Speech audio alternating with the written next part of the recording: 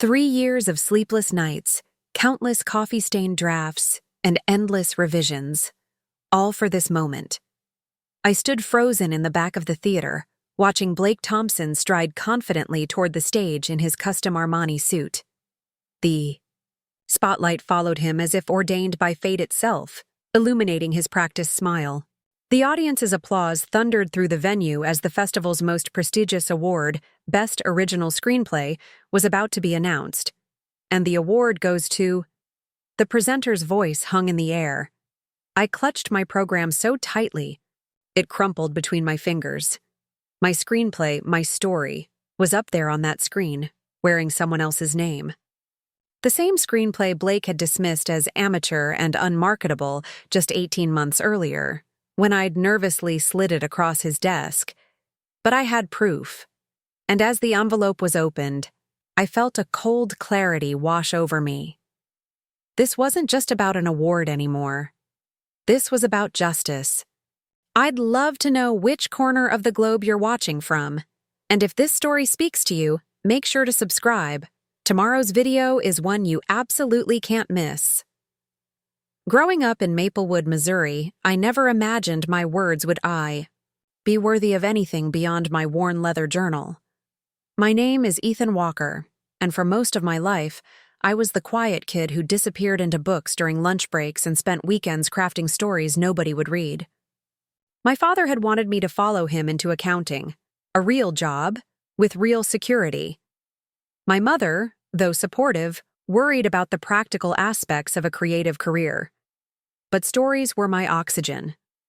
By 22, I'd graduated with an English degree and moved to a cramped studio apartment in Chicago, taking whatever freelance copywriting gigs I could find to pay the bills while writing screenplays late into the night. Remember that screenplay you were working on in college? The one about the lighthouse keeper? My college roommate, Marcus Reed, asked over beers one Friday night. We'd maintained our friendship despite the geographical challenges, with Marcus landing a job at a small publishing house in the city. Beacon's Shadow? Yeah, I've actually been revising it, I admitted. Probably the 15th draft by now. Marcus leaned forward.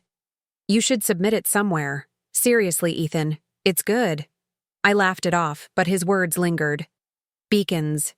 Shadow has been my passion project for years. The story of a reclusive lighthouse keeper haunted by past tragedies who finds redemption when a mysterious stranger washes ashore during a violent storm. It explored themes of guilt, forgiveness, and second chances with a supernatural twist that I'd meticulously crafted. 2 weeks later, I received an email that would change everything. The Northland Independent Film Festival is now accepting screenplay submissions. The Northland Festival wasn't Sundance or Cannes, but it had been gaining recognition as a launching pad for independent filmmakers. Winners often secured distribution deals or, at the very least, industry attention. The submission fee was steep for my budget, $75, but Marcus insisted on covering it as an early birthday gift. What's the worst that could happen? He said, as we hit the submit button together. Rejection is just redirection. For 3 months, I tried to forget about the submission, focusing instead on my client work and starting a new screenplay. But on a rainy Tuesday in April, an email arrived. That made my heart stop. Dear Mr. Walker, we are pleased to inform you that your screenplay Beacon's Shadow has been selected as a finalist in the Northland Independent Film Festival Screenplay Competition. I read the email 17 times, convinced it was some elaborate spam. But it was real. Out of hundreds of submissions, my screenplay had made the top 10. The festival organizers invited me to a reception in Los Angeles, where the finalists would have the opportunity to pitch their screenplays to various industry professionals. With a maxed-out credit card and borrowed business attire from Marcus, I flew to Los Angeles with my perfectly polished screenplay and equally rehearsed pitch. The reception was held at an upscale hotel overlooking the Pacific, and I spent the first hour nursing the same glass of champagne, overwhelmed by imposter syndrome as established writers and producers networked effortlessly around me. First, time.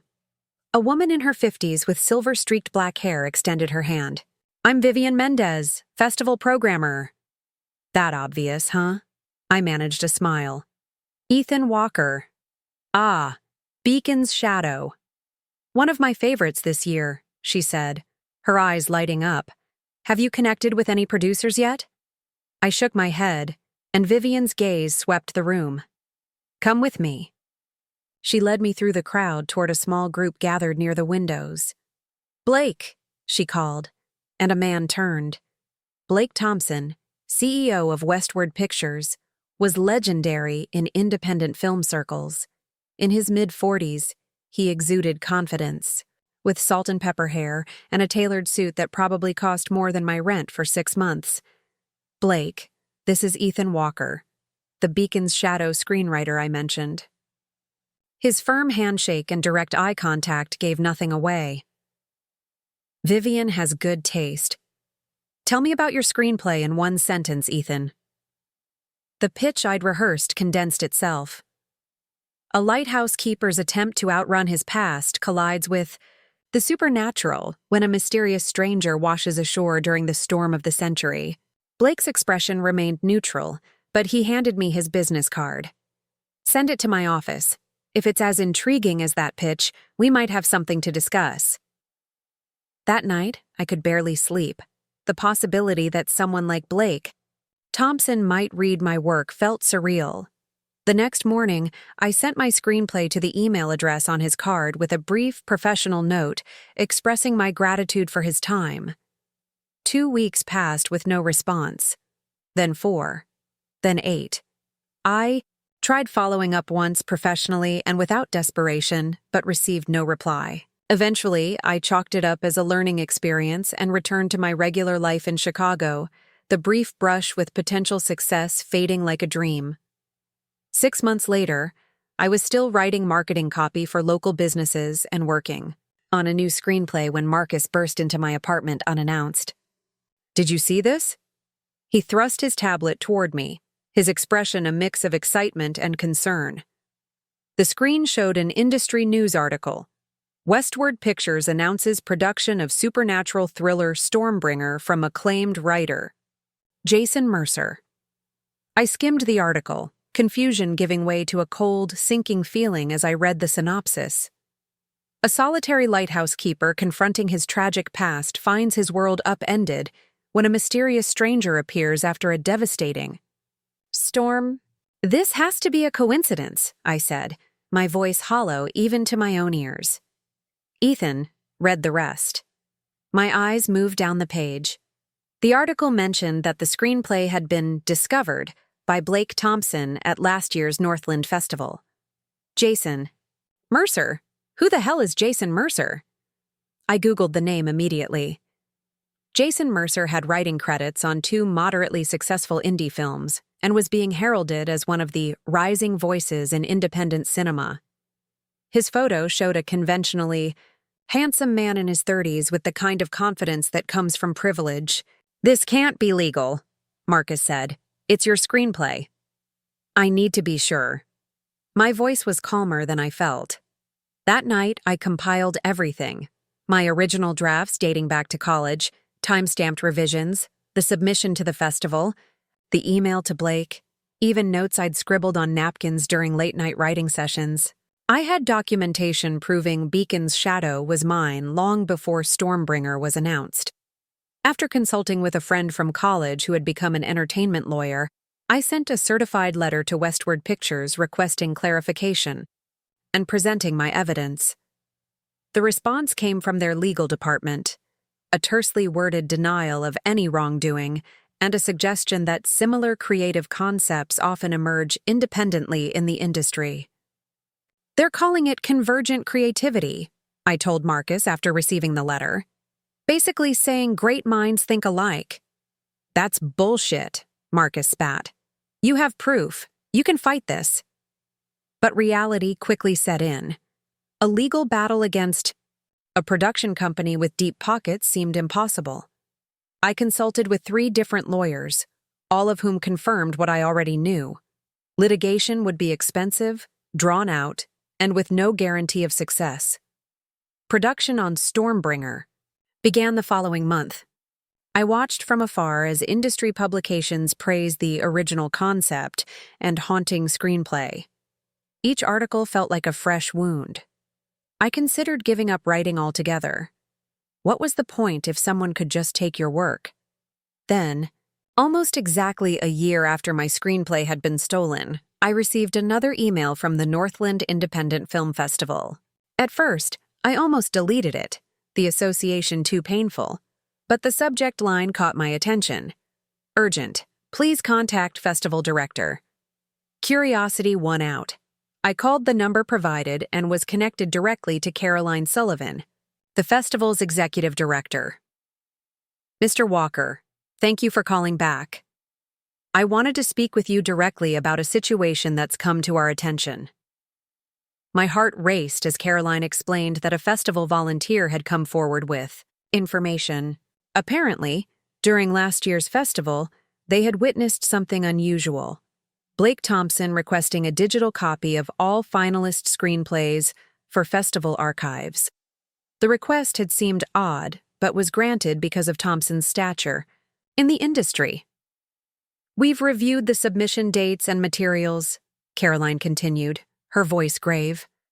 And we've compared your Beacon's Shadow with the publicly available information about Stormbringer. The similarities are significant. What does this mean? I asked, hardly daring to hope. A lot of love and effort went into bringing this story to life. If you're enjoying it, we'd be so grateful if you'd subscribe to our channel.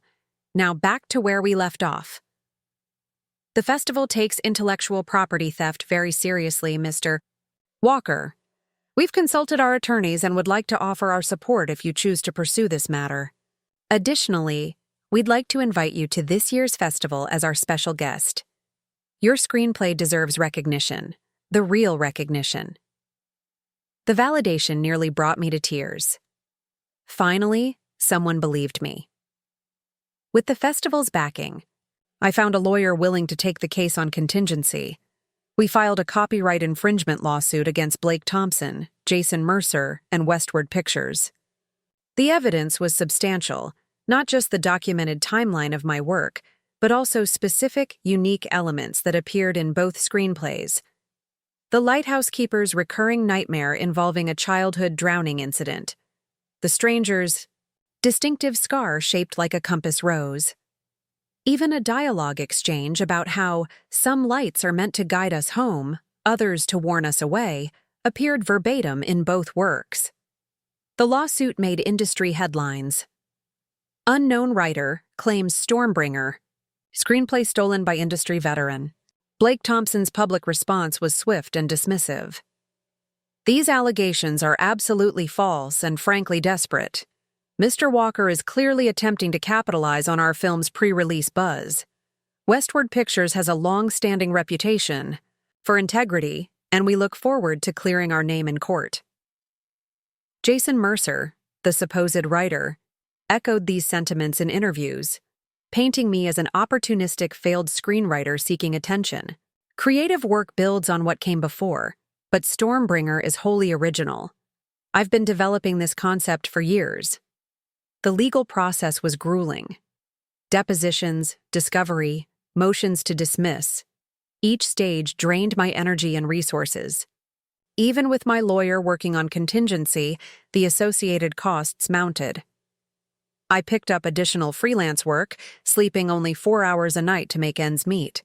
3 months into the lawsuit, Stormbringer premiered at the Northland Festival, the very same festival where my screenplay had been discovered and subsequently stolen.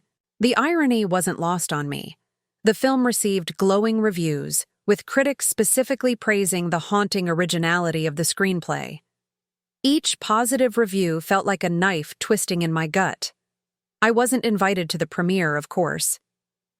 But Caroline Sullivan, true to her word, had invited me to the festival as a special guest. I arrived in Los Angeles the day after the Stormbringer premiere, keeping a low profile as I checked into my hotel. That evening, at a festival panel discussion about originality in modern cinema, I sat in the back row, listening as Blake, Thompson and Jason Mercer fielded questions about their creative process. The audacity was breathtaking. Inspiration can come from anywhere, Blake was saying, his charismatic smile winning over the audience. But true creativity requires courage, the courage to tell stories that haven't been told before. I nearly laughed out loud at the hypocrisy. As the panel concluded and attendees filtered out, I found myself face to face with Jason Mercer in the lobby. Recognition flashed in his eyes, followed quickly by discomfort. "Mr. Walker," he acknowledged stiffly. "Enjoyed your panel," I said evenly, "especially the parts about originality." His face tightened. "Look, I don't know what you think happened, but—" "I know exactly what happened," I replied, keeping my voice calm. "And soon, everyone else will too." He opened his mouth to respond but was interrupted by Blake Thompson's arrival. Blake's easy smile faltered for just a moment when he saw me. "Ethan, what a surprise. Enjoying the festival?" His recovery was impressive, his tone suggesting we were old acquaintances with no bad blood between us. "Immensely," I replied. "I wouldn't miss it, especially not the awards ceremony tomorrow night." A flicker of unease crossed Blake's face. "Well, best of luck with everything," he said dismissively, steering Jason away toward a group of industry executives. What Blake didn't know, what no one except Caroline Sullivan knew, was that I had more than just documentation proving my screenplay had been stolen. The festival volunteer who had witnessed Blake's unusual request for finalist screenplays had come forward with something else. A recording. Apparently, this volunteer, an aspiring filmmaker himself, had been testing a new audio recording app on his phone during the festival. He'd accidentally left it running during a private conversation between Blake and Jason in what they thought was an empty conference room. The recording captured Blake explicitly offering Jason a writing credit and percentage points on a promising screenplay from some nobody that needed a few tweaks to make it marketable. This bombshell evidence had been submitted to my lawyers just days before the festival. The timing couldn't have been more perfect. As I watched Blake and Jason schmooze with industry elites across the lobby, confident in their supposed triumph, I felt a strange sense of calm. Tomorrow night's awards ceremony would feature Stormbringer as a frontrunner for Best Screenplay. The industry trades were already predicting a win. Little did they know that justice was about to take center stage in a way no one, especially not Blake Thompson, could have anticipated. The morning of the awards ceremony, I woke with a strange sense of detachment. The hotel room, paid for by the festival as part of my special guest status, offered a view of the Pacific that would normally have inspired me. Today, it just reminded me of how close I was to vindication. My phone buzzed with a text from my lawyer, Diana Reeves, recording authenticated by forensic audio specialist, submitting to court today. "Call me." Diana's voice was controlled but excited when I called. "This recording changes everything, Ethan. It's admissible evidence of conspiracy to commit copyright infringement and fraud. They'll be pushing for a settlement within days." "What about tonight?" I asked. A pause. "Legally, I advise keeping a low profile until this plays out in court. And personally?" Diana sighed. "Personally, I'd give anything to see Thompson's face when he realizes the game is up. I spent the afternoon preparing, not with a speech or confrontation, but with composed determination. I dressed in the one good suit I owned, navy blue with subtle pinstripes that Marcus had helped me select for important client meetings. Power without pretension, he'd called it. The Northland Awards were held at the historic Wilshire Theatre, a venue that balanced glamour with artistic credibility. As I approached the entrance, Caroline Sullivan intercepted me, elegant in a burgundy evening gown. "Ethan, thank you for coming." She squeezed my arm. "There's been a development. The festival board met this morning after reviewing the evidence you provided." My heart sank. "They're not going to do anything, are they? Quite the opposite." Her smile was fierce. The integrity of our festival is paramount. We've made an unprecedented decision, but I can't say more right now. Just stay until the end of the ceremony. The theater buzzed with pre-show energy. Filmmakers, actors, and industry professionals networking in the aisles. I took my assigned seat near the middle, anonymous among the crowd. 3 rows ahead, Blake Thompson held court, surrounded by admirers and colleagues. Jason Mercer sat beside him, scanning the room with the anxious energy of someone expecting good news. The ceremony began with the usual fanfare, welcome speeches, video montages celebrating independent film, awards for technical achievements and acting. I applauded politely, my mind elsewhere, wondering what Caroline had meant. When the presenter announced, "And now, the award for Best Original Screenplay," the theater quieted. This was one of the evening's major honors, a gateway to bigger opportunities. The nominees are... The screens displayed clips from each nominated film alongside the credited screenwriter's name. When Stormbringer appeared with Jason Mercer's name beneath it, a wave of murmurs swept through the audience. Not everyone knew about the lawsuit yet, but industry gossip travels fast. And the award goes to... The presenter opened the envelope, with practiced suspense. Stormbringer, written by Jason Mercer. Applause erupted as Jason rose from his seat, embracing Blake before making his way to the stage. I watched, stone-faced, as he accepted the award with false humility. "Thank you. This is such an honor," Jason began. "Storytelling has always been my passion, and Stormbringer came from a very personal place." The irony was suffocating. I gripped the armrests of my seat, questioning my decision to attend, when Caroline slipped into the empty seat beside me. "Wait for it," she whispered. Jason continued his speech, thanking Blake Thompson, Westward Pictures, his family, and various mentors. As he began to wrap up, the festival director, Robert Gaines, approached the podium. This was unusual. Winners typically exited stage right after their speeches. "Thank you, Mr. Mercer," Robert said, taking the microphone.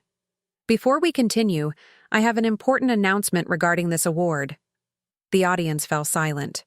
Jason stood awkwardly to the side, clutching his trophy, confusion evident on his face. The Northland Independent Film Festival has always prided itself on discovering new voices and maintaining the highest ethical standards, Robert began. "It has come to our attention that serious questions have been raised about the authorship of Stormbringer." A collective gasp rippled through the theater. I watched as Blake Thompson's posture stiffened. After careful review of substantial evidence, including documentation, timestamps, and recorded conversations, the festival board has unanimously determined that Stormbringer is, in fact, based on a screenplay titled Beacon's Shadow, written by Ethan Walker. The theater erupted in shocked whispers. Jason Mercer's face drained of color. Blake Thompson half rose from his seat, then sank back down. In light of this evidence, which has been turned over to the appropriate legal authorities, the festival is rescinding the Best Original Screenplay Award from Stormbringer and Jason Mercer. Robert turned to Jason, who stood frozen in place. "Mr. Mercer, I'll need to take that award." Like a sleepwalker, Jason surrendered the trophy. The audience watched in stunned silence as he stumbled off the stage, avoiding eye contact with everyone. "Instead," Robert continued, "we would like to present this award to its rightful recipient. Ethan Walker, are you here tonight?" Caroline nudged me. "That's your cue." My legs felt disconnected from my body as I stood, all heads turned in my direction. I made my way to the aisle and toward the stage, passing Blake Thompson's row. Our eyes met briefly. His eyes wide with shock and dawning horror, mine steady and unflinching. The walk to the stage seemed endless. With each step, I felt the weight of the past 18 months, the theft, the disbelief, the fight for validation. By the time I reached the podium, a strange calm had settled over me. Robert handed me the award, heavier than I'd expected, and stepped back from the microphone. The audience remained silent, witnessing a moment unprecedented in festival history. "Thank you," I began, my voice surprisingly steady. "This isn't how I imagined receiving my first screenwriting award." A ripple of nervous laughter broke the tension. Beacon's Shadow began as a story about redemption, about facing the ghosts of your past and finding the courage to step into the light. I paused, looking out at the audience. In a strange way, the journey of this screenplay has mirrored its themes. I didn't name Blake or Jason directly. I didn't need to. Their public humiliation was already unfolding in real time, visible in Blake's rigid posture and Jason's vacant eyes as he slumped in his seat.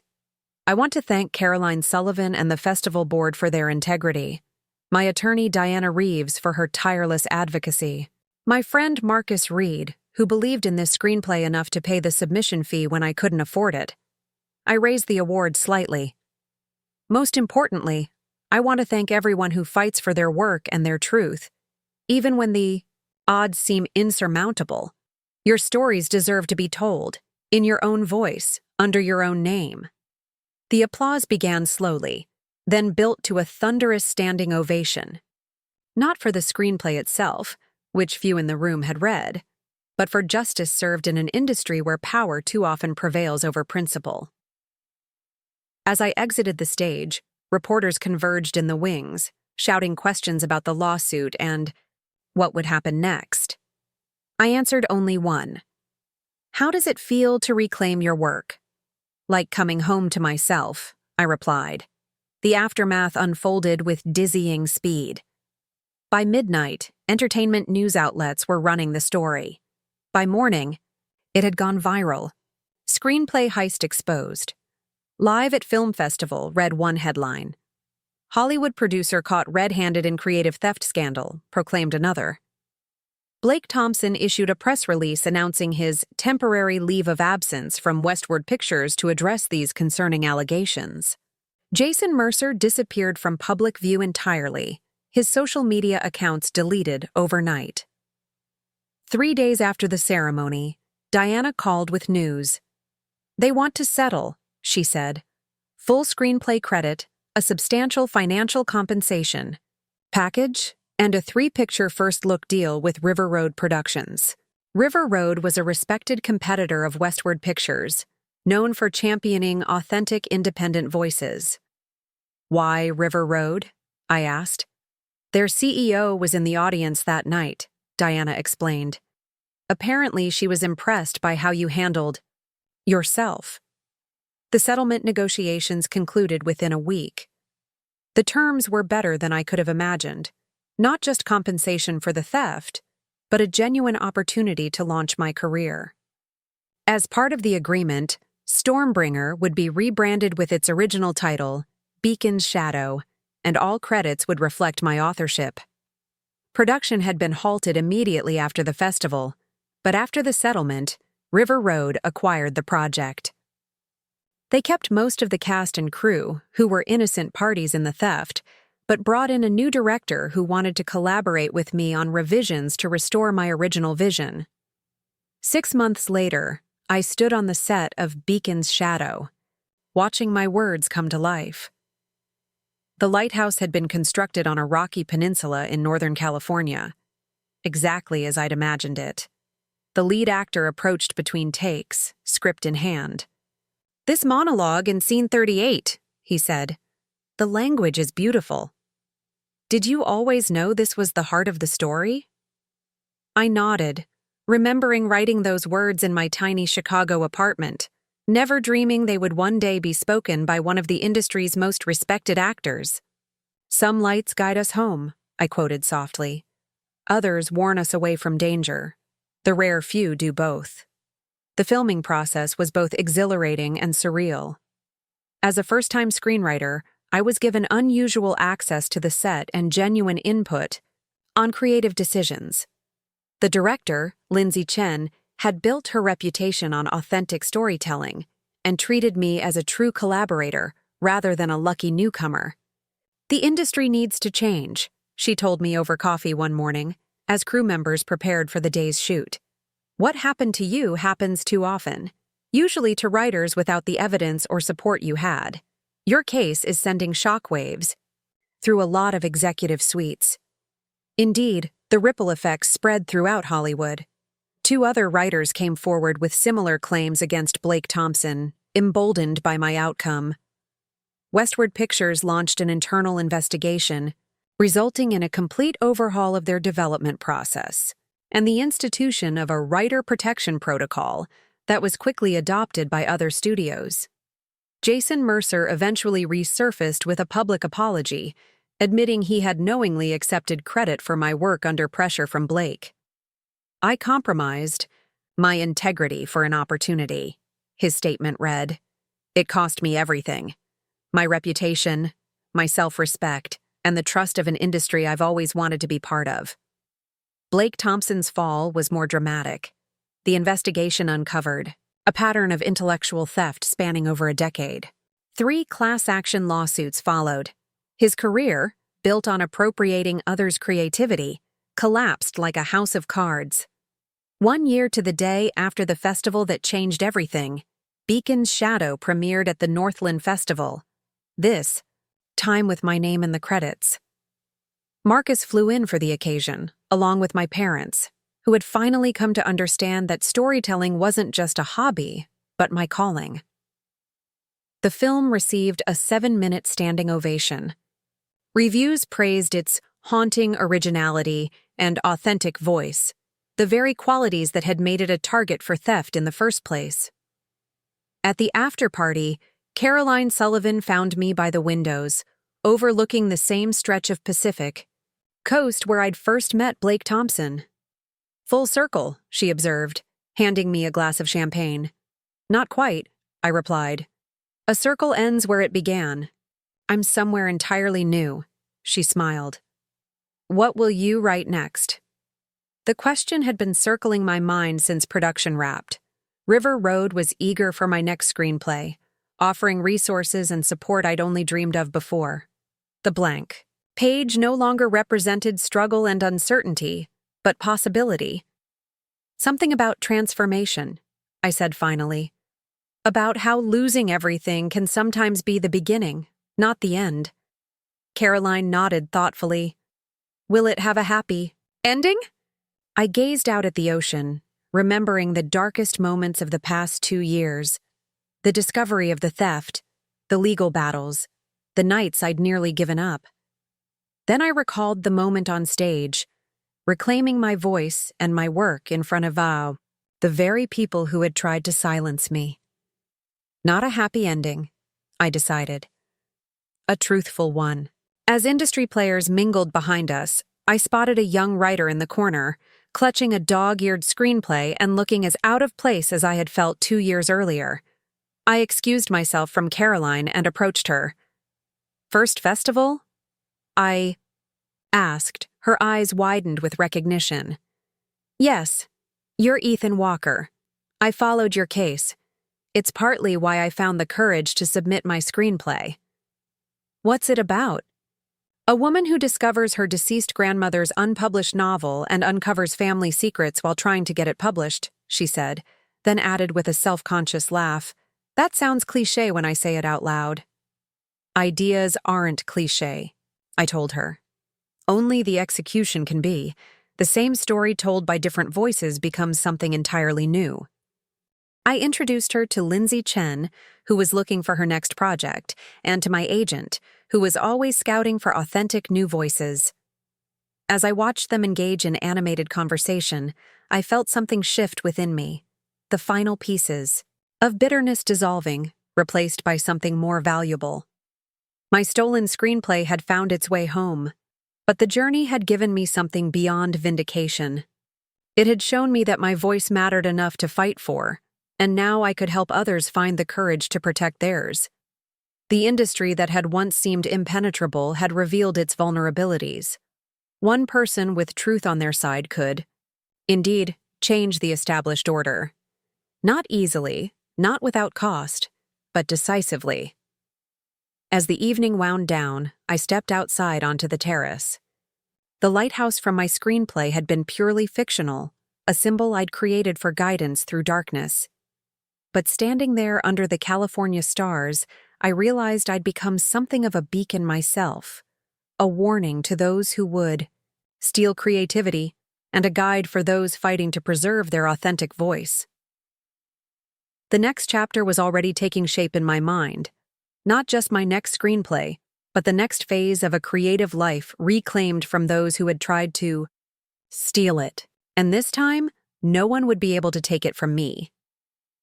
The success of Beacon's Shadow transformed my life in ways I never anticipated. The film grossed over $42 million against its $7 million budget, impressive numbers for an independent production, and earned critical acclaim beyond the festival circuit. When award season arrived, nominations followed for direction, cinematography, and yes, Best Original Screenplay. I'd moved from my cramped Chicago apartment to a modest but comfortable house in Silver Lake, with an office overlooking a small garden. The steady rhythm of screenplay deadlines replaced the frantic hustle of freelance copywriting. My parents finally stopped sending me job listings for marketing positions. "So this is what validation looks like," Marcus said during his first visit to my new home.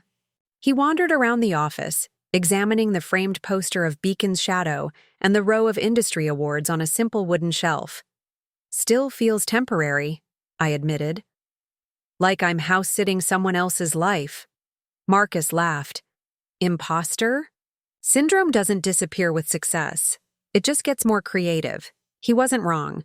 Despite external markers of achievement, I sometimes woke in the middle of the night convinced that everything would vanish, that Blake Thompson would somehow rewrite history again and reclaim what he'd stolen.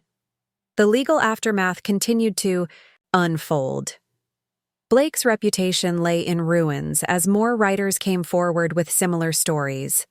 Westward Pictures distanced themselves from their former CEO, implementing new protections for writers while quietly settling lawsuits from those Blake had wronged. Jason Mercer attempted a redemption tour that fell flat. In a feature interview with an industry magazine, he portrayed himself as a victim of Blake's influence rather than a willing accomplice. The response was swift and merciless.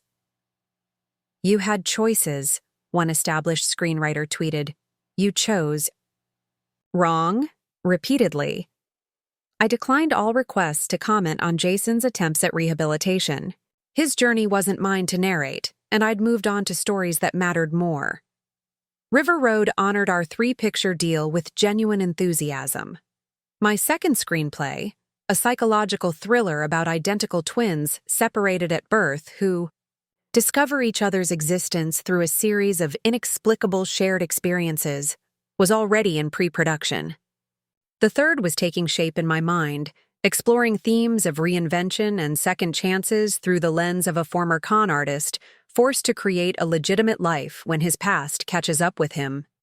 Success brought unexpected challenges. Now, when I sat down to write, I felt invisible readers peering over my shoulder. Critics, executives, fans of Beacon's Shadow expecting something equally compelling. The blank page, once my refuge, sometimes triggered a paralyzing self-consciousness. "It's different now," I confessed to Lindsay Chen over lunch. We'd formed a friendship that extended beyond our professional collaboration, bonding over shared creative values and a mutual dislike of industry politics. "The second work is always the hardest," she said, stirring her iced tea. "First, you create in beautiful obscurity with nothing to lose. Then suddenly, there are expectations. Stakes. People are paying attention. How do you handle it?" Lindsay considered the question. "I go back to why I started. Not the career reasons, but the real ones. What made me fall in love with storytelling? Before I knew it could be a profession. That core never changes, even when everything around it does." Her advice resonated. That evening, I dug through storage boxes until I found my old leather journal from high school, filled with story fragments, character sketches, and half-formed ideas written by a teenager who created worlds simply because he couldn't help it. The young writer in those pages didn't worry about marketability or critics or living up to previous success. He wrote because stories burned inside him, demanding release. Somewhere along the path to professional validation, I'd begun to lose touch with that essential fire. With this realization, I made a decision. The third screenplay in my River Road deal would be completely different from what anyone expected. A departure from the psychological suspense of my first two projects. Instead, I'd write something personally meaningful, regardless of its commercial prospects. I called the project Echoes of Autumn, a multi-generational family drama centered around a small-town music teacher whose terminal diagnosis prompts him to reunite his estranged adult children through the restoration of their grandfathers. Piano. No supernatural elements, no plot twists, just honest human connection and the quiet courage of ordinary lives. When I pitched it to River Road's development team, I braced for disappointment. Instead, their CEO, Victoria Harmon, leaned forward with interest. "This feels like something you need to write," she observed. "It is," I acknowledged. "But it's not what people expect from me after Beacon's Shadow." "Good," she said simply. "Meeting expectations rarely creates greatness." Breaking. Them sometimes does. With their support, I delved into the screenplay, finding a creative flow I hadn't experienced since before the theft. The writing came naturally, unburdened by external expectations or the shadow of past trauma. For the first time in years, I felt like that teenager with his leather journal, writing not for validation, but for the pure necessity of expression. 6 months into the project, I received an unexpected email. The subject line read, "Long overdue apology." The sender was Blake Thompson. My finger hovered over the delete button, but curiosity won out. The message was brief. "Ethan, I've spent the past year in reflection and therapy, coming to terms with the person I became in pursuit of success. Nothing excuses what I did to you and others. The damage can't be undone, but you deserve to hear directly from me. I'm deeply sorry for stealing your work and attempting to erase your voice. If you're ever willing to meet, I would appreciate the opportunity to apologize in person. Blake." I forwarded the email to Diana, who advised caution. "People rarely change fundamentally," she warned. "This could be groundwork for image rehabilitation." She wasn't wrong to be suspicious. Blake had recently announced a new venture, a small production company focused on elevating authentic voices in independent film. The industry response had been lukewarm at best, with many questioning whether someone with his history should be given another chance to work with emerging writers. I decided to neither respond nor delete the message, letting it sit in my inbox like an unresolved chord. 3 weeks later, I encountered Blake unexpectedly at an industry fundraiser for arts education. I'd almost skipped the event, attending only because Lindsay was receiving an honor for her mentorship program. Blake stood alone near the bar, noticeably thinner, his signature confidence diminished. When our eyes met across the room, neither of us looked away.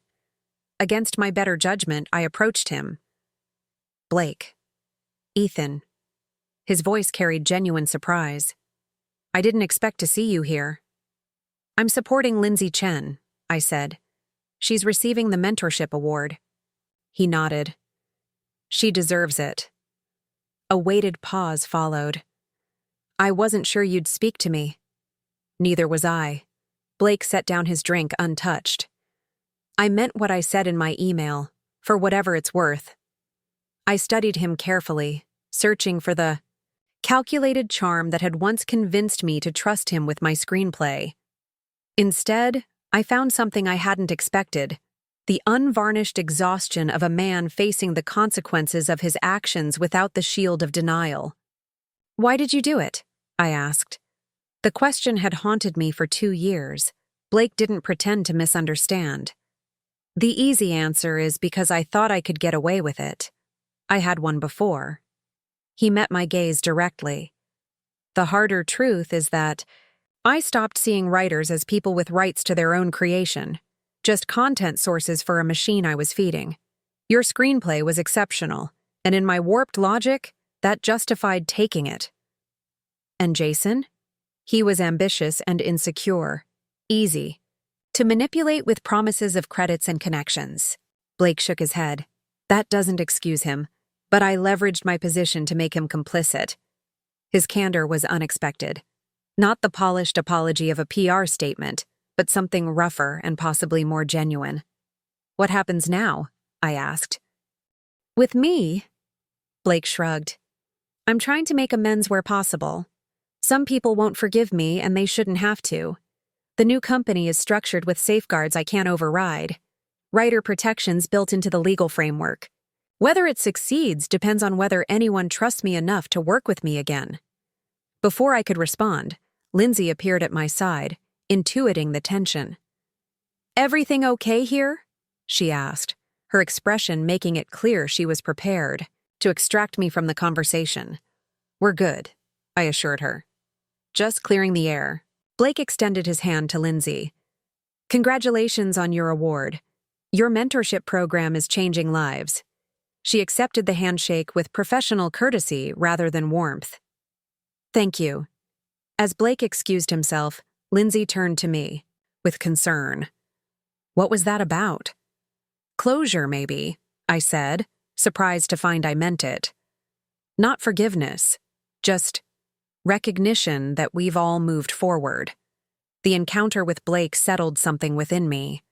The anger that had fueled my fight for justice had served its purpose, but carrying it indefinitely would only weigh down my future work. I could acknowledge the harm done without allowing it to define my creative identity forever. That night, I went home and completed a pivotal scene in Echoes of Autumn, where the protagonist finally confronts his estranged daughter about the painful family history they'd both been avoiding. The dialogue flowed with an emotional authenticity I hadn't achieved before, informed by my own experience of facing difficult truths. The screenplay was finished 3 weeks later. When I delivered it to River Road, Victoria read it overnight and called me first thing in the morning. This is it, Ethan, she said, her usual professional reserve softened by genuine emotion. The work you were meant to create. Pre-production began within months. Unlike Beacon's Shadow, where I'd been invited into the process after the theft was exposed, this project included me from the beginning: location scouting, casting, creative decisions about the visual language of the film. Lindsay signed, on to direct, our collaborative rhythm strengthening with this new challenge. The cast assembled exceeded my expectations, including a legendary actor coming out of semi-retirement to play the music teacher at the center of the story. The role spoke to me, he explained during our first meeting, about legacy, regret, and the courage to make things right while there's still time. Production unfolded in a small New England town during actual autumn, capturing the season's melancholy beauty. I visited the set regularly, watching scenes I'd written in solitude transform through the alchemy of collaboration. The piano at the heart of the story, a 1902 Steinway grand with a complex restoration process, became almost a character itself, its renewal paralleling the family's healing. As filming concluded, I found myself standing alone on the empty set of the music teacher's studio, surrounded by the remnants of fictional lives that had begun in my imagination. The Steinway gleamed under the studio lights, restored to its former glory. On impulse, I sat at the keyboard, picking out a simple melody I remembered from childhood piano lessons. The notes echoed in the silent studio. I didn't know you played, said a voice behind me. The lead actress had returned to retrieve a forgotten item. Barely, I admitted. Just enough to remind myself of possibilities. She smiled. That's what I loved about your screenplay. It's about second chances that don't erase the past, but build something new from it. Her observation stayed with me in the months that followed as Echoes of Autumn moved through post-production. The editing process revealed nuances in the story I hadn't fully articulated in the screenplay, visual poetry that enhanced rather than replaced the written word. When the film was finally complete, River Road arranged a small private screening, for the key creative team before its festival premiere. Sitting in the darkened theater, I experienced my work as an audience member for the first time, not as the writer analyzing each scene, but as a witness to the complete emotional journey. As the credits rolled, I remained seated, absorbed in the lingering resonance of the story. Lindsay squeezed my shoulder as she passed. "You've found your voice," she whispered. "The one that's truly yours, not defined by what was taken from you." She was right. Beacon's shadow would always be special, as the screenplay I fought to reclaim, but Echoes of Autumn represented something different, a creative expression untainted by that struggle, born from the writer I'd become because of it, not despite it. The film premiered at the Toronto International Film Festival to standing ovations and critical acclaim that described it as a quiet masterpiece and a profound exploration of reconciliation. Major studios pursued distribution rights, and award season brought nominations that positioned the film as a serious contender.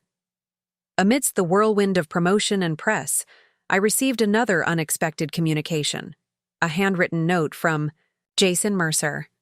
Unlike Blake's email, this message was brief and made no excuses.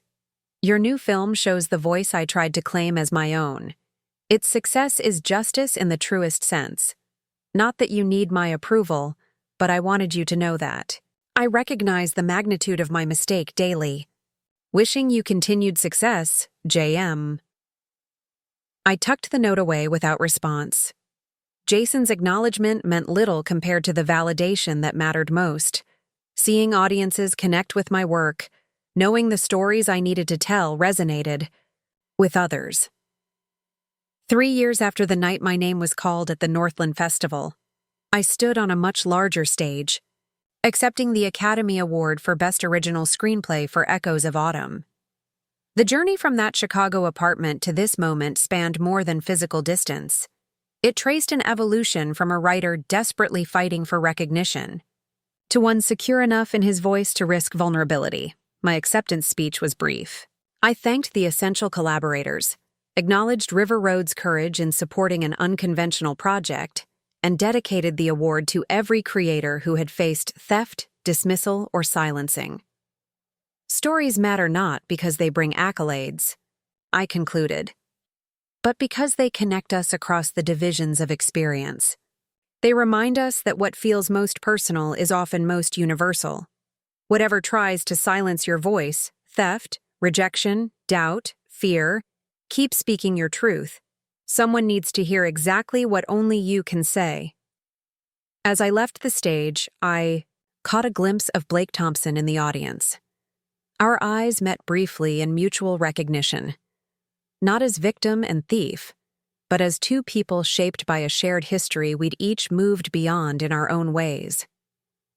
The stolen screenplay had launched my career, but the writing that followed defined it. That night, holding the tangible symbol of industry validation, I realized the true victory wasn't the award itself, but the freedom I'd reclaimed, to create without fear, to tell stories that mattered to me, and to help other writers protect their unique voices.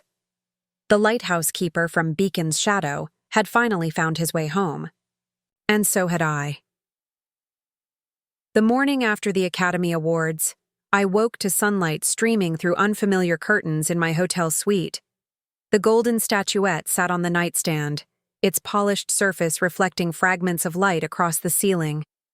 For a moment, I simply stared at it. Tangible proof of a journey that had begun with theft and ended with the industry's highest recognition. My phone buzzed incessantly with congratulatory messages, interview requests, and project offers. Instead of responding immediately, I stepped onto the balcony overlooking Los Angeles. The city that had once seemed so impenetrable now spread before me like a kingdom of possibility. "You've changed this place," Marcus said when he joined me, for breakfast. He'd flown in for the ceremony and would return to Chicago that afternoon. "Not the whole industry, obviously, but you've created ripples that matter." He wasn't exaggerating. In the years since my screenplay theft had been exposed, Substantive changes had taken root throughout the industry. The major studios had implemented robust submission tracking systems and transparent development protocols. The Writers Guild had established an advocacy division specifically addressing intellectual property theft with an anonymized reporting system that protected vulnerable writers from retaliation. Most significantly, 3 former assistants had launched Script Vault, a digital timestamping and verification service that allows writers to establish proof of authorship before submitting their work. The platform had rapidly become industry standard, with over 200,000 screenplays registered in its first year alone. "What happens now?" Marcus asked, echoing the question I'd posed to Blake Thompson months earlier. "You've won the industry's biggest prize. Where do you go from here?" It was the question I'd been avoiding since the nomination was announced. Success creates its own kind of pressure. Expectations of continued excellence, fear of diminishing returns, the creeping suspicion that you've already created your best work. "I'm thinking about teaching," I said, surprising myself with the admission. "NYU has approached me about their dramatic writing program, a semester course to start." Marcus raised an eyebrow. "Professor Walker? Didn't see that coming." "Neither." "Did I?" I admitted. "But after everything that happened, I keep thinking about all the writers who don't have the evidence or support I had, who may give up after their work is stolen or rejected." The idea had taken root during a panel discussion where a film student asked how writers without connections could protect themselves. The standard advice, register your screenplay, get an agent, know your rights, felt insufficient against the reality of industry power dynamics. "You could make a difference there," Marcus acknowledged. "But would you still write?" "Always," I assured him. The compulsion to create stories remained as essential as breathing, just with different priorities. Those priorities crystallized in the weeks following the Academy Awards. After careful consideration, I accepted the NYU teaching position for the fall semester. River Road supported the decision, agreeing to develop my next project on an extended timeline that accommodated my teaching commitment. Victoria raised a glass when we met to discuss the arrangement. "To your students," she said. "They're getting more than they realize." Meanwhile, the industry landscape continued to evolve. Westward Pictures, unable to escape the shadow of Blake Thompson's legacy, was acquired by a larger studio and dissolved as a separate entity. Blake's new production company struggled to gain traction, with many established writers refusing to work with him despite the unprecedented safeguards he'd implemented. Jason Mercer eventually found a different path, leaving screenwriting to become a script consultant specializing in story structure and character development. His biography on professional sites made no mention of Stormbringer, acknowledging only his legitimate earlier credits. As for me, the months following the Oscar win brought a curious mix of professional opportunity and personal recalibration. A-list directors requested meetings. Studios pitched projects they'd previously considered too artistic or commercially challenging. My contractual quote tripled overnight. Amidst this flurry of attention, I finalized my syllabus for NYU. Authentic. Voice in dramatic writing, craft commerce and ethics in the modern industry. The university had been surprised when I requested that half the seats be reserved for scholarship students from underrepresented backgrounds, but they ultimately agreed. The summer before teaching began, I rented a cabin near Lake Tahoe to work on my new screenplay, a meditative exploration of American identity through the lens of a historical preservationist fighting to save a forgotten ghost town with ties to the Underground Railroad. The project required extensive research, taking me through archives, historical societies, and interviews with descendants of freedom seekers. In this remote setting, disconnected from industry buzz and Oscar afterglow, I rediscovered the elemental joy of storytelling. Each morning began with coffee on the porch, watching mist rise from the lake as characters and scenes took shape in my mind. Each evening ended with pages that felt earned through honest creative struggle rather than obligation. 2. Weeks before the semester started, I completed a draft I was proud of. Not perfect, but alive with purpose and authenticity. I sent it to Lindsay first, our creative shorthand now so established that her feedback would cut straight to the heart of what needed strengthening. Her response came within days. "This is your most ambitious work yet. It demands more from the audience than echoes, but offers deeper rewards. When can we meet to discuss?" With the screenplay in trusted hands, I relocated to New York, settling into a furnished apartment in Greenwich Village for the semester. The energy of the city, so different from Los Angeles or Chicago, infused me with renewed creative vitality. Here, film felt connected to broader artistic traditions, theater, literature, visual arts, rather than existing in industry isolation. My first class at NYU exceeded expectations in every way. The 20 students represented diverse backgrounds, experiences, and creative sensibilities united by serious commitment to their craft. Some arrived with romantic notions about screenwriting glory. Others harbored justified skepticism about their chances in an industry with documented barriers to entry. Before we discuss structure, character, or dialogue, I began. Let's acknowledge reality. The industry you're entering is neither perfectly meritocratic nor hopelessly corrupt. It's a human system with flaws, biases, and occasional moments of transformative beauty. Over the semester, I shared craft techniques alongside practical strategies for navigating the business. We analyzed successful screenplays and brilliant failures, examining what elements transcended commercial formulas. Guest speakers included Lindsay, Victoria, and even Diana, who provided legal insights most writing programs neglected. Most importantly, we created a collaborative environment where each student's unique voice was recognized and strengthened, rather than homogenized into marketable conformity. Their final projects revealed distinctive perspectives that mainstream development processes might have diluted, exactly the originality the industry needed. "You've ruined us," one student joked during our final session. "Now we'll expect all our professors to have Oscars." "The Oscar is irrelevant to what matters in this room," I replied. "What matters is that each of you leaves with your voice intact and amplified, not diminished by what you think the market wants." As the semester concluded, 3 of my most promising students became the first recipients of a fellowship I'd established through River Road, providing development support, legal, protection, and industry mentorship for emerging writers from underrepresented backgrounds. The program would eventually expand to include 10 fellows annually, creating an alternative pathway into an industry where connections often mattered more than talent. Meanwhile, Lindsay had assembled financing for my Underground Railroad screenplay, now titled Remnants of Freedom. Production would begin the following spring, with a celebrated ensemble cast and my most ambitious budget yet. During pre-production meetings, studio executives who had once dismissed my original work as uncommercial now deferred to my creative instincts with almost comical reverence. "The Oscar effect," Lindsay observed after one particularly deferential meeting. "Enjoy it while it lasts." She wasn't wrong about its transience.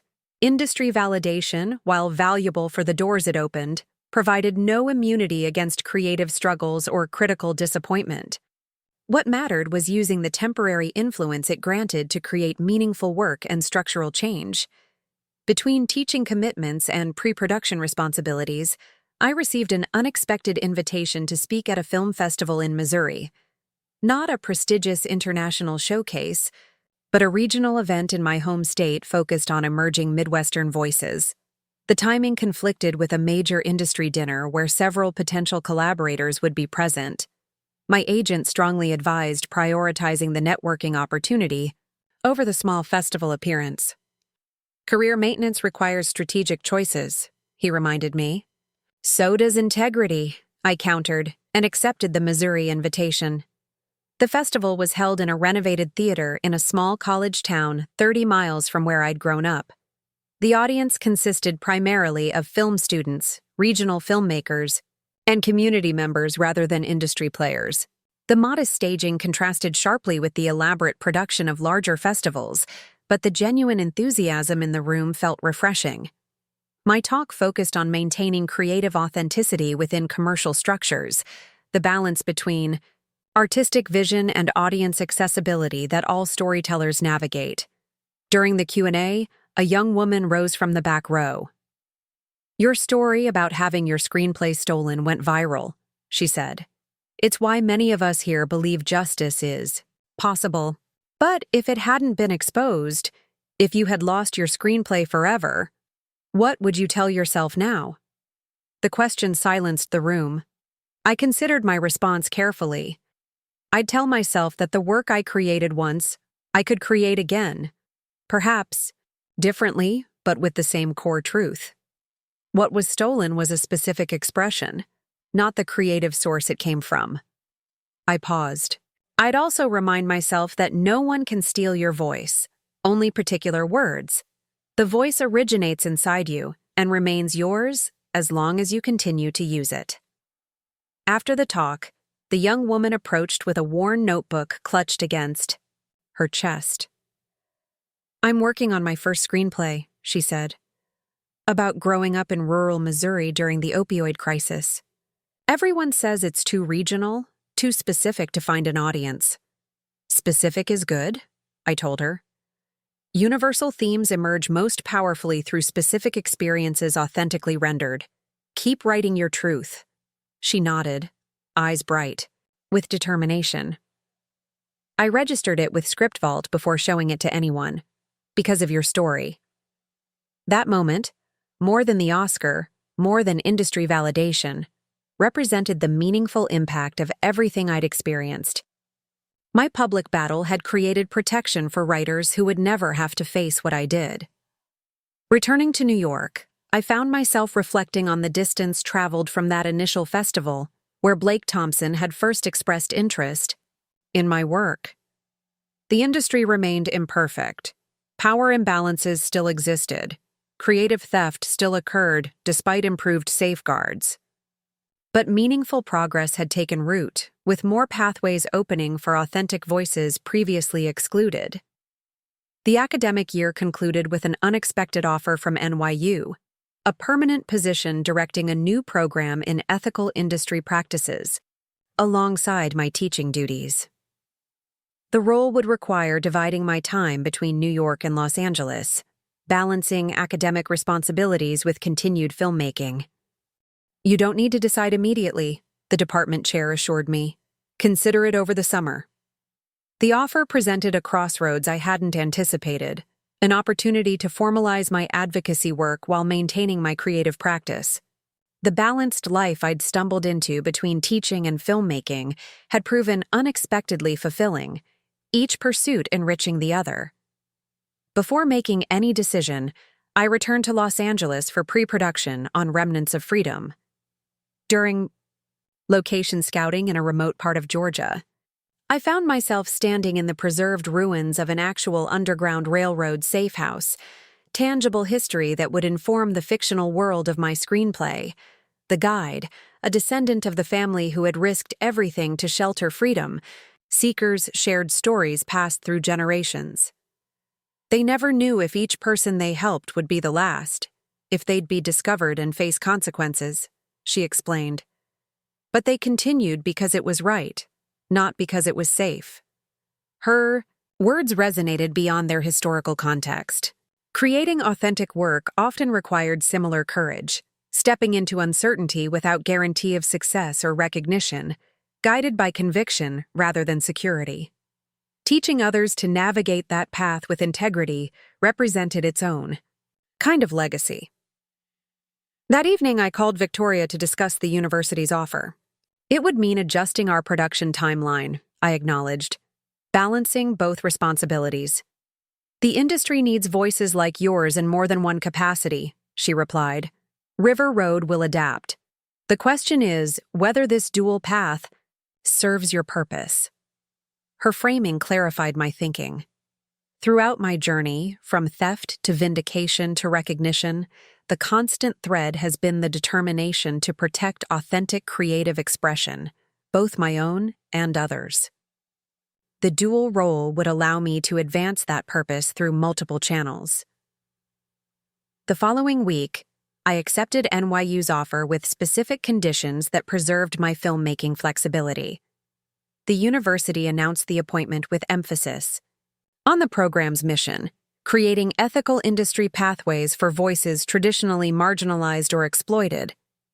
When fall arrived, I stood before a new cohort of students, acutely aware of the responsibility and opportunity their trust represented. Storytelling is both art and commerce, I began. The tensions between these aspects create the industry's greatest challenges and possibilities. Our job is to navigate that space with creativity, pragmatism, and uncompromising integrity.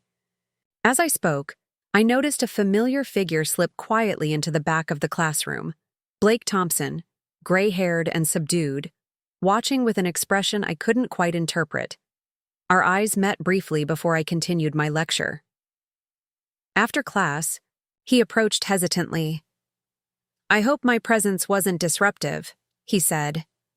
"I'm auditing courses in the continuing education program. Your class wasn't on my schedule, but I saw your name on the department roster."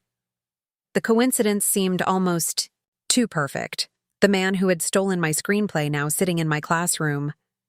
Yet something about his demeanor suggested genuine reflection rather than calculation. It wasn't disruptive, I assured him, but unexpected.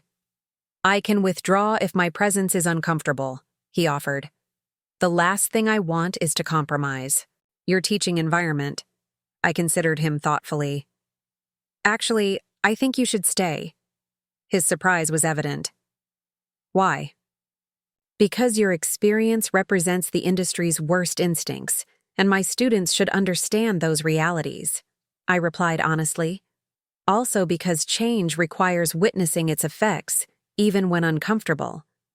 Blake nodded slowly. "That's fair." As he turned to leave, I added, "The syllabus includes a case study on intellectual property theft. Your insights, from the other side of the equation, might actually contribute something valuable." A complicated emotion crossed his face. Recognition of the opportunity for redemptive contribution without absolution for past actions. "I'll consider that an assignment," he said quietly.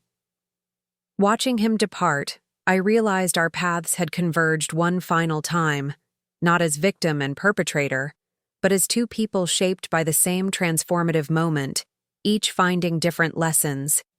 In its aftermath, the story that had begun with theft had evolved into something far more complex and meaningful than either of us could have anticipated that night at the Northland Festival. What had seemed like an ending, my name being called instead of his, had actually been the beginning of a deeper journey. Not just for me, but for everyone touched by the ripples of that moment. 5 years after winning the Academy Award, I found myself in an unexpected position, moderating a panel on intellectual property ethics at the same Northland Film Festival where my journey had begun. The festival had transformed significantly, now internationally recognized for its filmmaker, protection initiatives, and transparency protocols. "This feels surreal," I confided to Caroline Sullivan backstage. Now the festival's executive director, she had orchestrated its evolution into a model of ethical industry practices. "Full circle moments usually do," she replied, adjusting her bow headset. "Ready? They're waiting for you." The packed auditorium fell silent as I took the stage. Seated on the panel were key figures in the ongoing transformation of creative rights protection. The founders of Script Vault, the head of the Writers Guild's newly established Intellectual Property Defense Fund, a former studio executive who now consulted on ethical development practices, and, most surprisingly, Blake Thompson. His inclusion had been controversial. Some festival attendees had objected to giving a platform to someone whose actions epitomized the problem being discussed. Others argued that redemption narratives, while complicated, served an important purpose in demonstrating meaningful change. Today, we're discussing the infrastructure that protects creative work in an evolving industry landscape, I began. But first, I want to acknowledge where we're sitting. In the very theater where, 7 years ago, a stolen screenplay was publicly reclaimed. The audience shifted in collective recognition. Many knew the story. Some had witnessed it firsthand. That moment wasn't the beginning or end of creative theft in our industry, I continued, but it became a catalyst for systemic changes we're still implementing today. Over the next 90 minutes, the panelists discussed those changes: technological, safeguards, legal precedents, cultural shifts in how creative ownership was understood and protected. Blake spoke last. His contribution focused not on self-exoneration, but on the psychology that enabled exploitation and the structures that had rewarded it. The industry cultivated a specific type of entitlement, he explained, his former confidence, replaced by measured reflection. Development executives were implicitly trained to view writers as content providers rather than creators, their work as raw material rather than finished art. This mindset made it easier to justify appropriation under the guise of development. A film student in the front row raised her hand. "So you're saying the system made you do it?" Blake shook his head. "I'm saying the system rewarded and normalized it. The responsibility was still mine. Understanding context doesn't excuse actions." His response reflected the nuanced perspective he'd gradually developed in my NYU class, where he had indeed returned. Not seeking absolution, but committed to ensuring future executives understood the human impact of creative theft. His guest lecture on that topic had become a cornerstone of the program, painful but necessary education from someone who had embodied the problem. After the panel, Caroline hosted a small reception for festival contributors. As conversations flowed around me, I found myself by the window overlooking the Pacific, the same view from that first industry event where Blake had requested my screenplay. "Penny for your thoughts," said a voice behind me. Lindsay Chen approached with 2 glasses of sparkling water, offering one to me. "Just appreciating the view," I replied, accepting the drink. "And the distance traveled." Lindsay smiled. "Speaking of distance, how's pre-production on the Mexico project?" The project in question was my most ambitious yet, a bilingual historical drama spanning 150 years of a family's migration between Mexico and the United States, examining borders both geographical and psychological. River Road had partnered with a Mexican production company to ensure authentic representation on both sides of the story. Challenging in the best ways, I admitted. Working in 2 languages, 2 countries, with parallel timelines, it's stretching me creatively. "That's how you know it's worthwhile," Lindsay said. She'd recently completed a critically acclaimed documentary series but had declined to direct my new screenplay, feeling a Latino director would bring necessary cultural perspective. Her commitment to authentic representation had influenced my own evolving approach to storytelling. Our conversation was interrupted by the arrival of Gabriela Vega, the director attached to my Mexico project. In her early 40s, Gabriela had earned international recognition for her unflinching films about borderland experiences. Her agreement to direct my screenplay had been contingent on true collaborative development with writers from communities represented in the story. "There you are," she said warmly. "I was hoping to catch you both before heading back to Mexico City tomorrow." The 3 of us found a quiet corner to discuss recent script revisions. Gabriela had connected me with a writing consultant from a family with migration history similar to my characters, whose insights had transformed certain scenes from well-intentioned speculation to lived authenticity. "The sequence in 1970s Oaxaca finally feels truthful," Gabriela noted. "Eduardo's contributions grounded it in specific cultural details I don't think any research alone could have provided." His grandfather's stories about that period were invaluable, I agreed. "Far more textured than academic sources." This approach, seeking Not just technical advisors, but true creative collaborators from communities represented in my work, had become fundamental to my process. The screenplay theft had initially taught me about protecting my own voice. Subsequent years had taught me about amplifying others' voices with equal commitment. As the evening wound down, festival attendees began dispersing to various screenings and events. I remained at the reception longer than planned, drawn into conversations with emerging filmmakers seeking advice about protecting their work while navigating an industry still in transition. Register everything, trust cautiously, and document all submissions, I advised one particularly anxious writer. But don't let fear of theft paralyze your creativity. Most executives are ethical. Just be prepared for those who aren't. Walking. Back to my hotel along the beach, I reflected on how profoundly my relationship with the industry had evolved. The anger that once fueled my fight for justice had transformed into determined advocacy. The validation I desperately sought had been replaced by confidence in my creative worth, regardless of external recognition. My phone buzzed with a text from Marcus. "How was the panel? Did Blake behave himself?" I smiled at his protective instinct. Despite his successful publishing career in Chicago, Marcus remained my most vigilant defender, still viewing Blake with deep suspicion. "Panel went well," I replied. Blake was appropriately contrite. More importantly, Script Vault announced their 500,000th registration. Marcus's response came quickly. "Justice isn't just punishment, it's prevention. You helped build something that will outlast both your careers." His perspective resonated.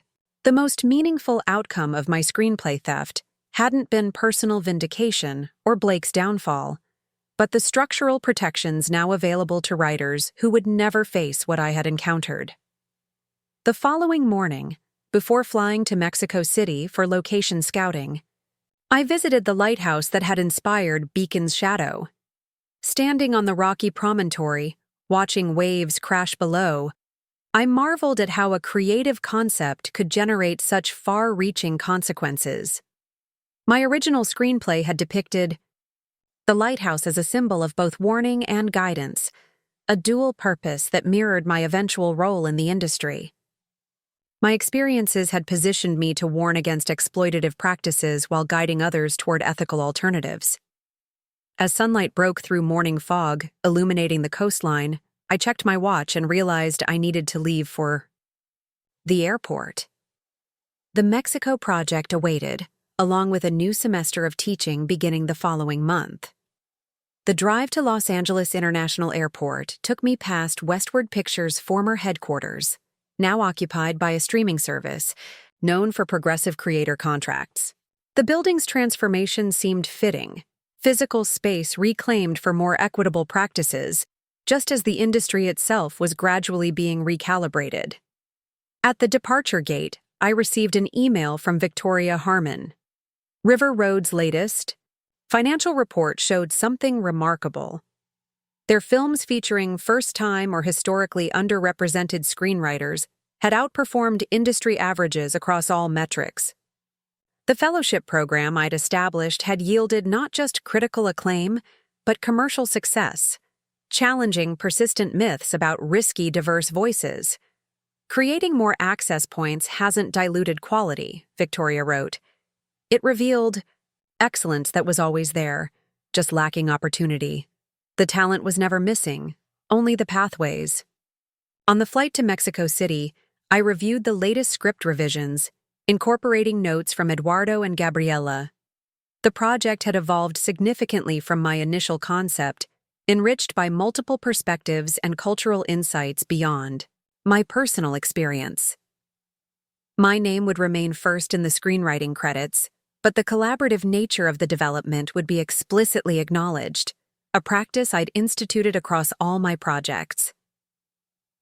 Landing in Mexico, I was met by Gabriela's production coordinator, who drove me through the vibrant, complex metropolis toward our first location.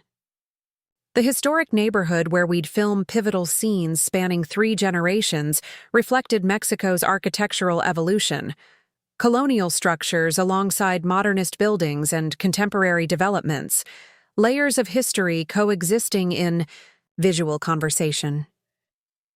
The production office has prepared detailed location packets, the coordinator explained, and Eduardo will join us tomorrow to share his family's connections to this neighborhood. Our meeting the following day proved transformative for the project.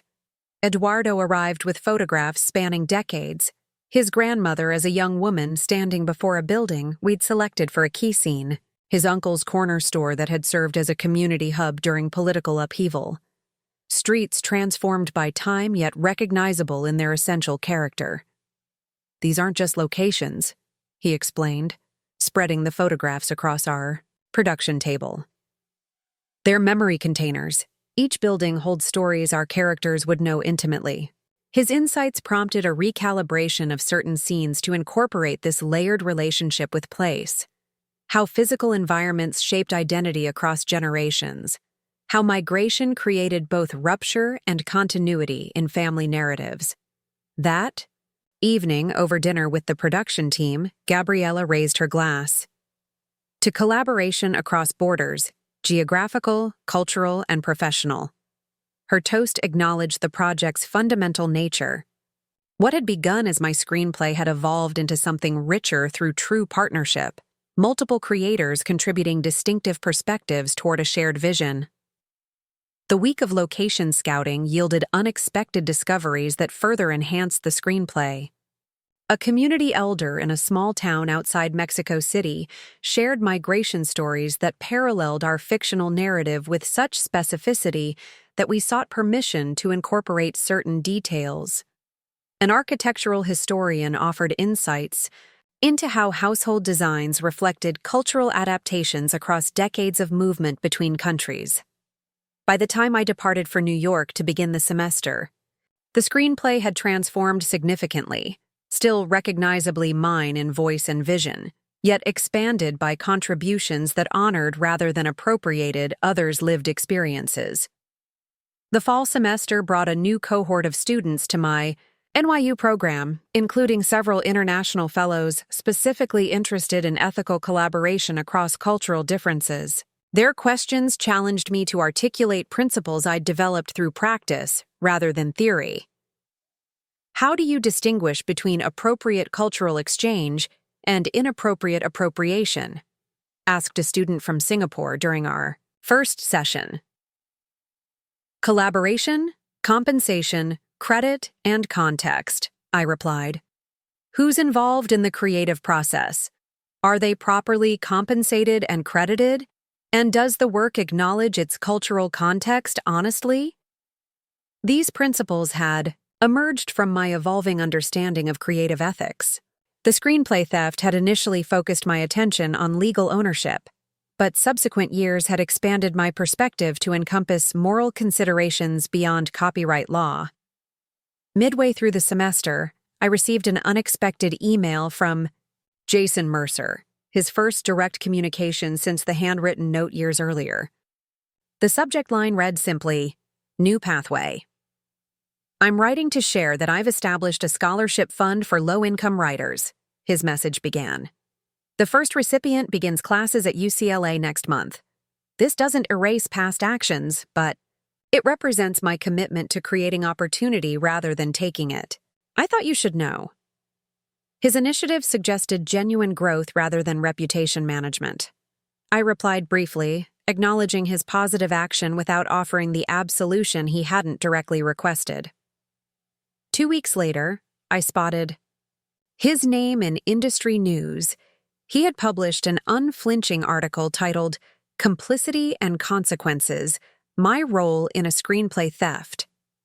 The piece detailed his participation without excuse or self-pity, concluding with practical advice for young writers navigating power imbalances and for industry players facing ethical dilemmas. The article generated significant discussion within academic and industry circles. Some criticized Jason for potential self-aggrandizement, while others valued his transparent accountability. I appreciated the piece for its practical impact, providing a cautionary perspective that might prevent similar choices by others. Winter approached. Production began on the Mexico project, now titled Crossings. I arranged a sabbatical for the spring semester to participate fully in the filming process, dividing my time between Mexico City and border communities where pivotal scenes would unfold.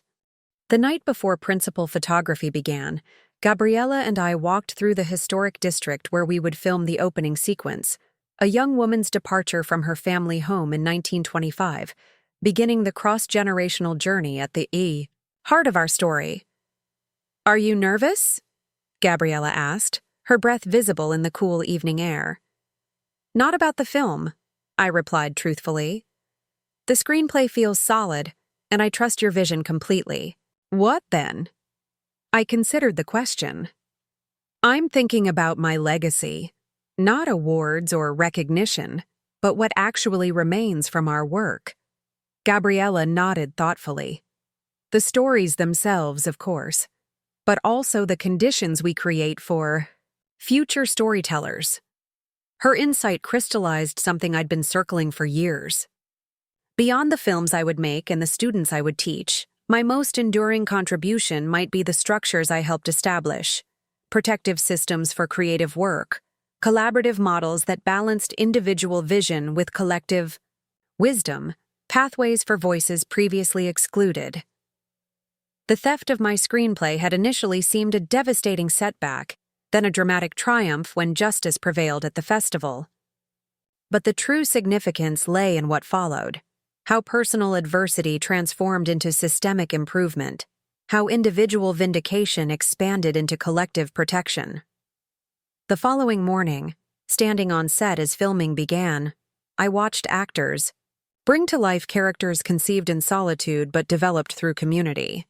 The creative energy flowing between writer, director, performers, and crew demonstrated the fundamental truth at the heart of all meaningful storytelling: that our individual voices matter most when contributing to something larger than ourselves.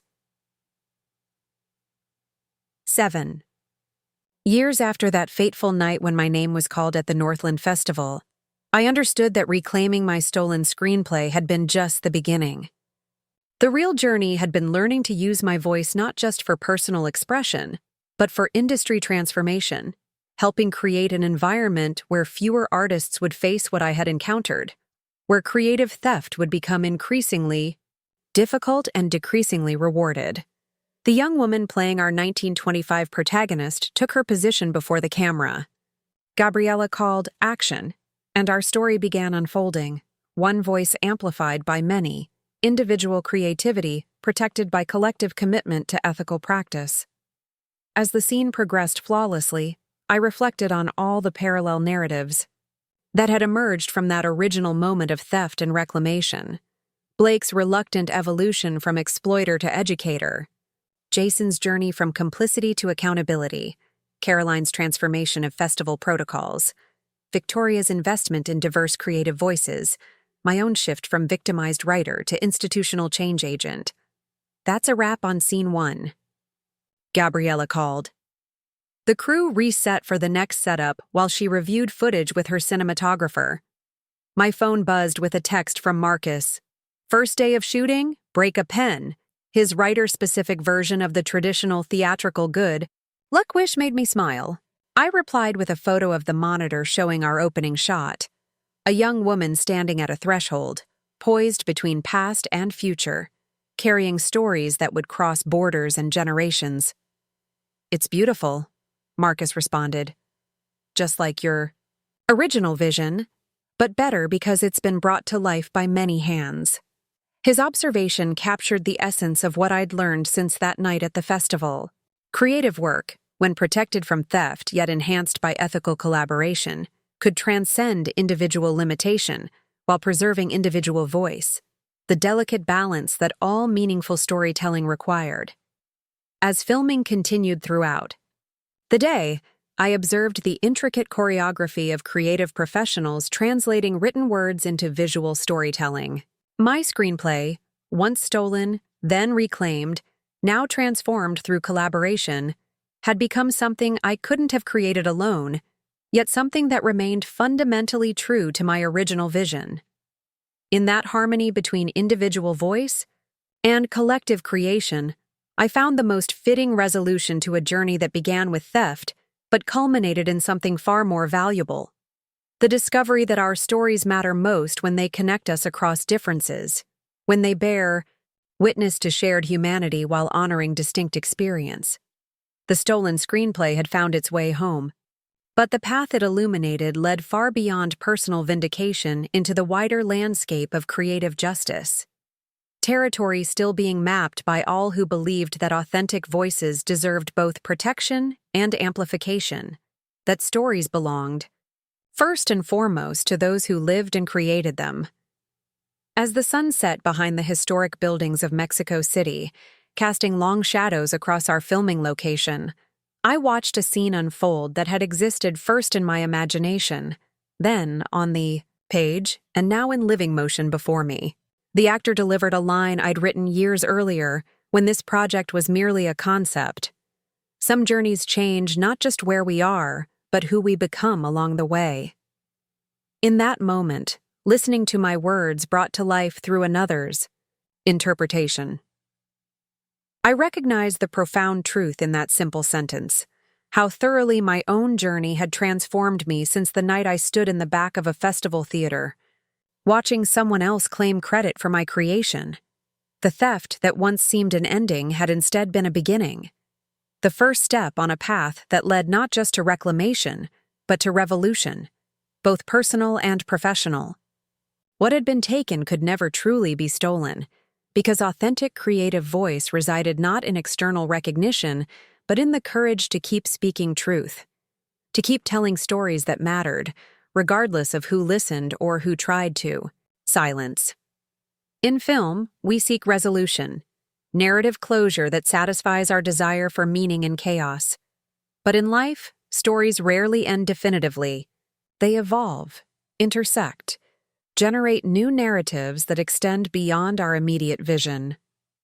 The story of my stolen screenplay continued to unfold in the writers protected by systems it had helped create, in the students learning from its lessons, in the industry slowly recalibrating its approach to creative ownership and collaboration.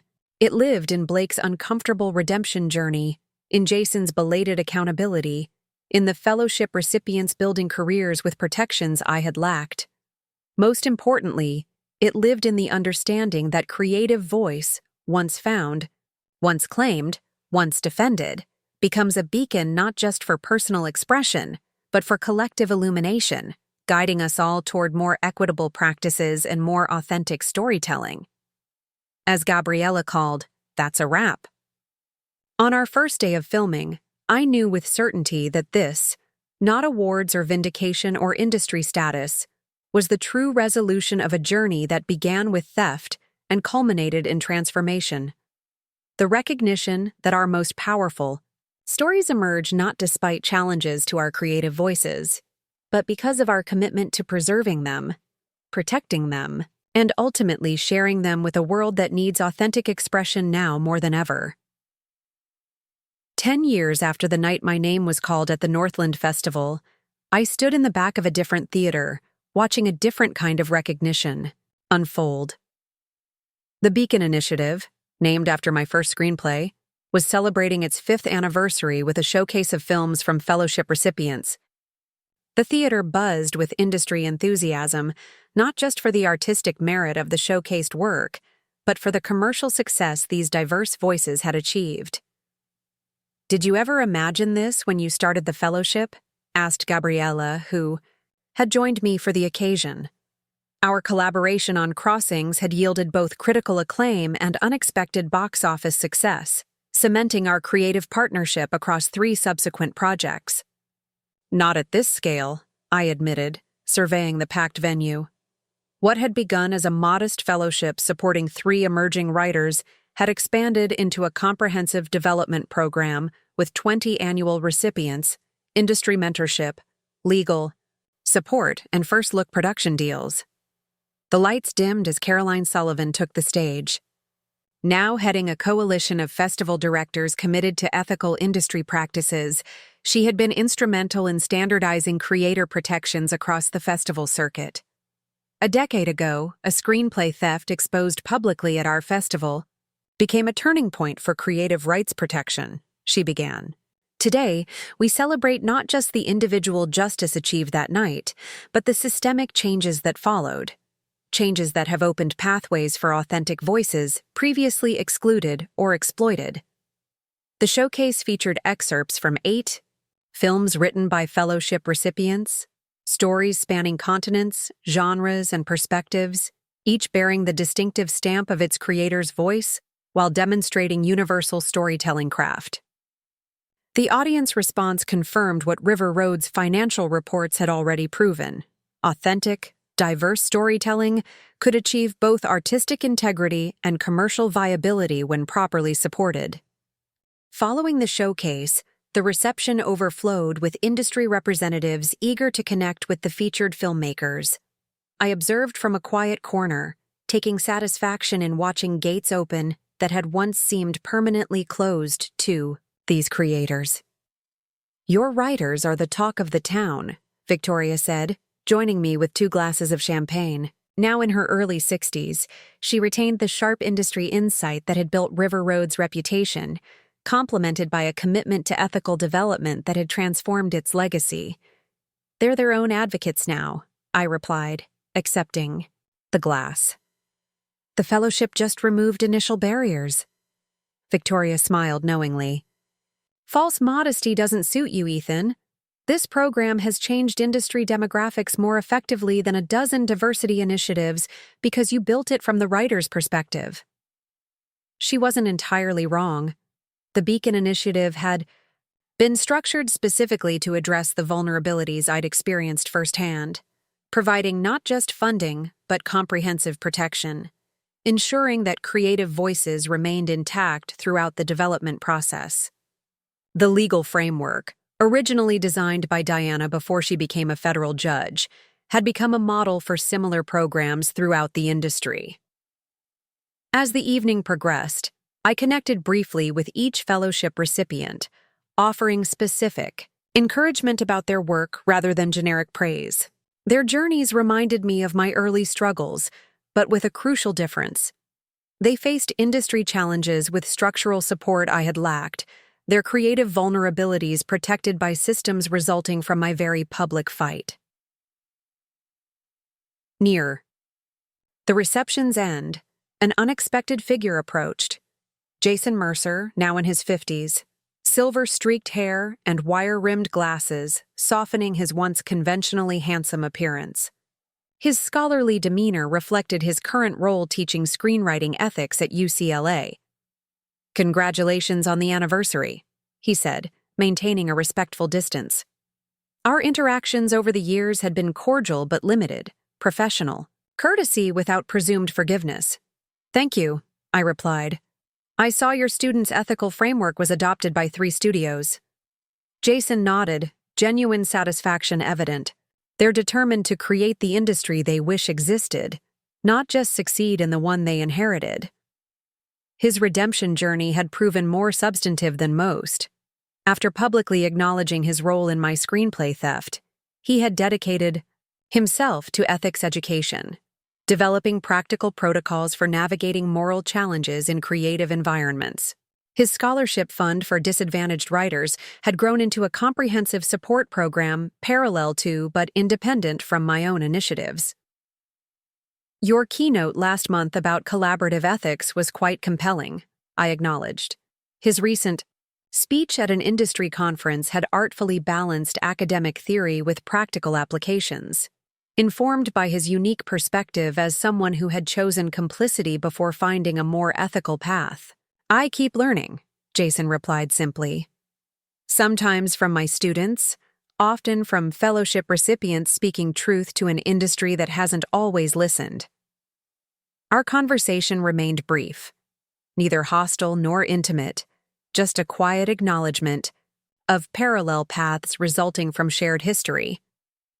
As he departed with a respectful nod, I reflected on how thoroughly our lives had been transformed by choices made in a moment of opportunity and temptation years earlier. The following morning, I flew to Chicago for a long overdue visit with Marcus, who had recently been named publisher at his company. His lakefront apartment offered a spectacular view of the city where I'd once struggled as an unknown writer, its skyline simultaneously familiar and transformed, much like the industry I'd navigated for the past decade. I found this while cleaning. "Out my storage unit," Marcus said over breakfast, sliding a manila envelope across the table. Inside was the original printed draft of Beacon's Shadow that I'd shown him before submitting it to the Northland Festival. "You kept this?" I asked, surprised by the surge of emotion as I handled pages marked with his handwritten notes and my penciled revisions. "Seemed important, even then," he shrugged. "Though I didn't anticipate it would launch an industry revolution, the manuscript represented not just nostalgic memorabilia, but tangible evidence of creative evolution, both the screenplay's development through revision and my own journey from aspiring writer to established industry voice." The coffee-stained pages chronicled a process that preceded the theft, the recognition, the vindication that followed.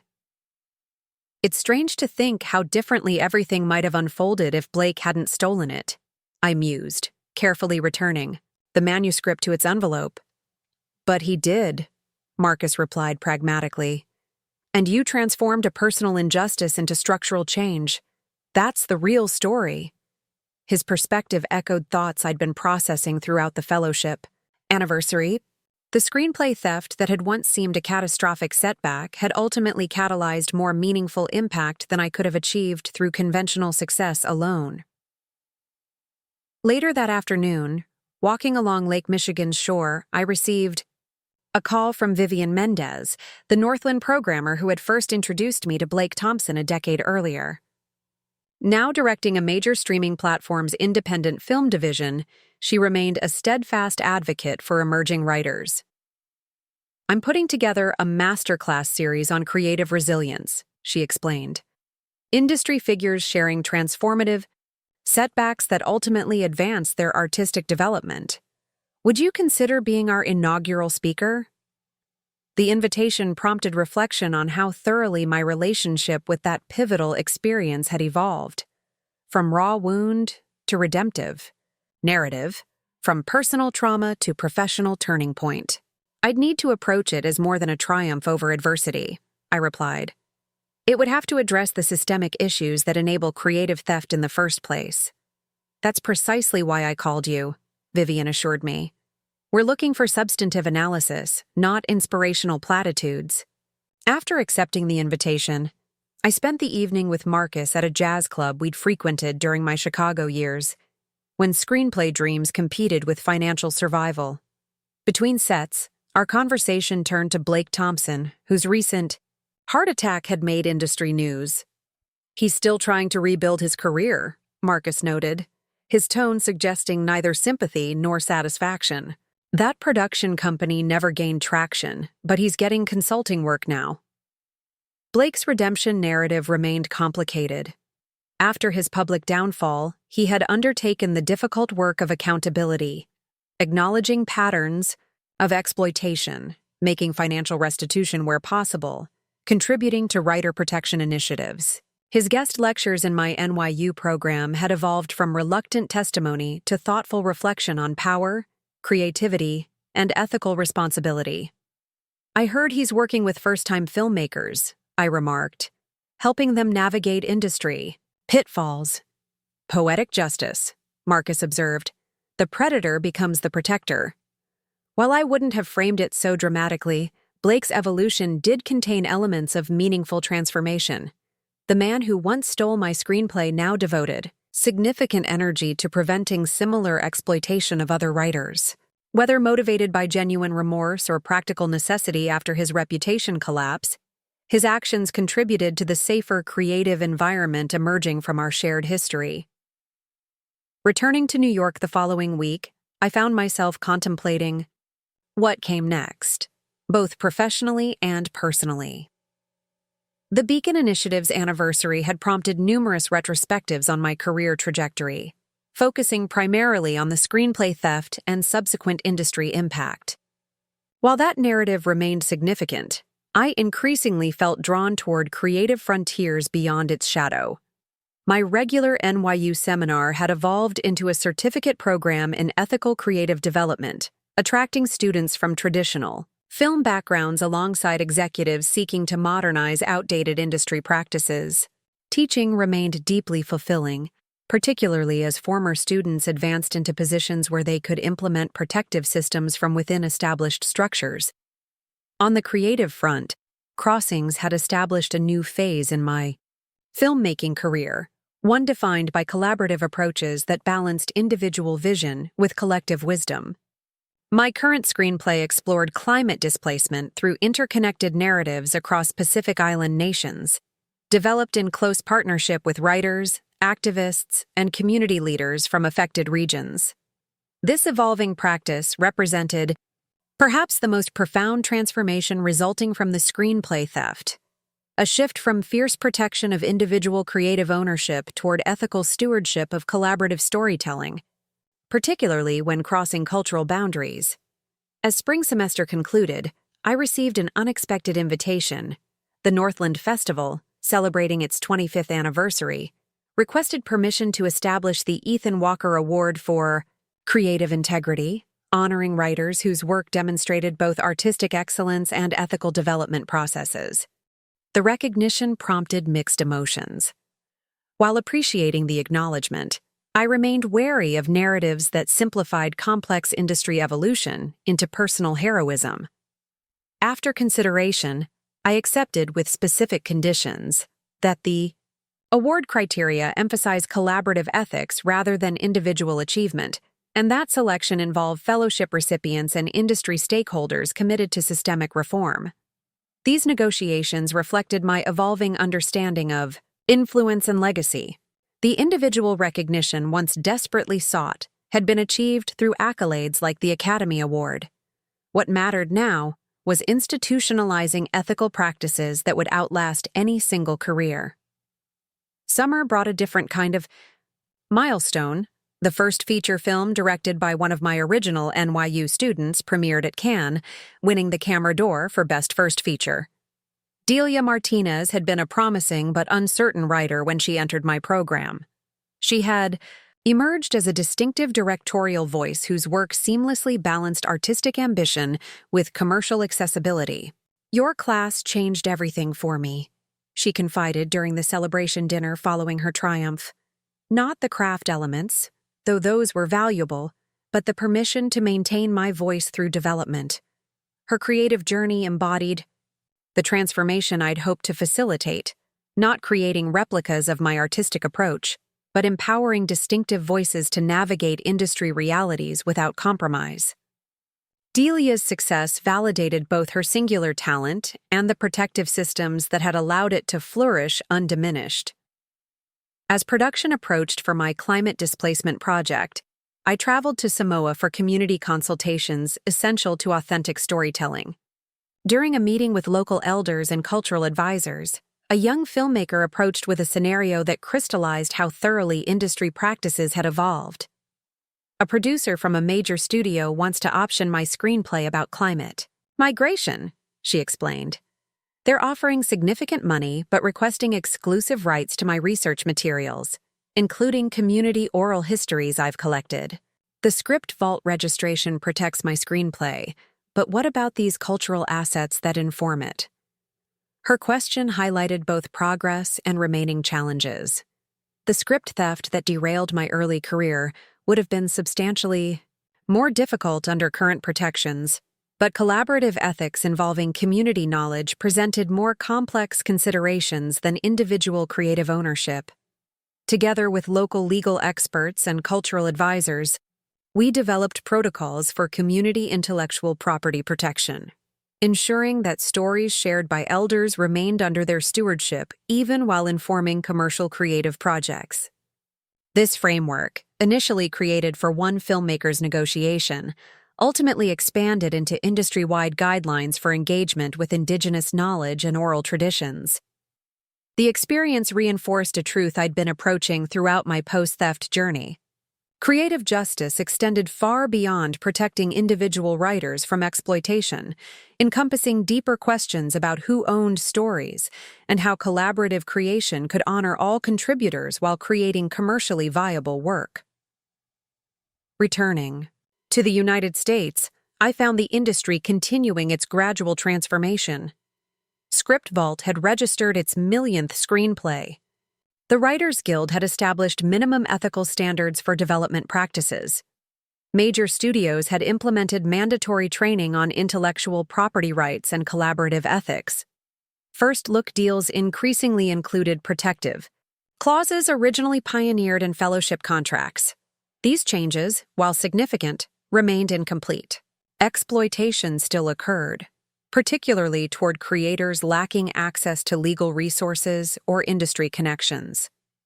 Power imbalances continued influencing who received opportunities and recognition. The systems built following my public vindication had improved conditions without achieving comprehensive reform. This reality was underscored during my masterclass on creative resilience, where discussion expanded beyond my personal experience to encompass broader questions of access, equity, and ethical responsibility. Participants, ranging from film students to established industry figures, engaged candidly with persistent challenges while acknowledging measurable progress. The systems protecting writers have improved dramatically, noted a veteran development executive. But we're still navigating fundamental tensions between creative ownership and collaborative transformation. And questions of who gets to tell which stories remain contentious, added a fellowship recipient from an underrepresented community. Protection from theft doesn't automatically create access to opportunity. These conversations reflected the industry's ongoing evolution, not a completed journey toward ethical practice, but a continuing process of addressing inequities, establishing safeguards, and reconsidering foundational assumptions about creativity and commerce. As fall semester approached, I received notification that Blake Thompson had died peacefully, in his sleep, his cardiac condition having worsened despite treatment. The industry obituaries acknowledged both his significant early contributions and his subsequent downfall, with careful mentions of his later ethics advocacy without claims of complete redemption. At his memorial service, which I attended with mixed emotions, Jason Mercer delivered a nuanced eulogy that neither glossed over past exploitation nor denied meaningful change. Blake's legacy includes both harm caused and amends attempted, he observed. His journey reminds us that accountability, while painful, offers possibilities for transformation that denial forecloses. Following the service, several writers approached to share how Blake's later work had protected them from exploitative practices he once perpetuated.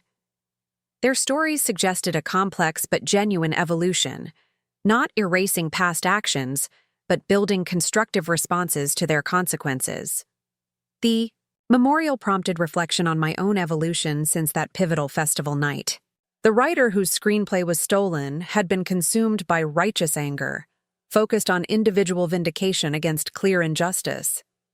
The person I'd become approached creative ethics through more nuanced understanding, recognizing systemic factors without excusing individual choices, seeking comprehensive reform rather than personal vindication. This perspective informed my approach to the Ethan Walker Award ceremony at the Northland Festival that winter. Rather than delivering the expected narrative of triumph over adversity, I focused on collective responsibility for creative justice. The story often told about my experience emphasizes individual perseverance against exploitation, I acknowledged. That narrative, while accurate in certain respects, obscures a more important truth. Creative justice depends less on exceptional cases of public vindication than on consistent, structural protections accessible to all creators. I shared the stage with the award's first recipient, a writer from Detroit whose screenplay about urban water justice had been developed through unprecedented collaboration with community activists directly affected by the issues portrayed. Her acceptance speech highlighted how ethical development processes had strengthened rather than compromised her creative vision. Protection without isolation, she explained, articulating the balance I'd spent years pursuing. My voice remains central while being enhanced by ethical engagement with communities represented in my work.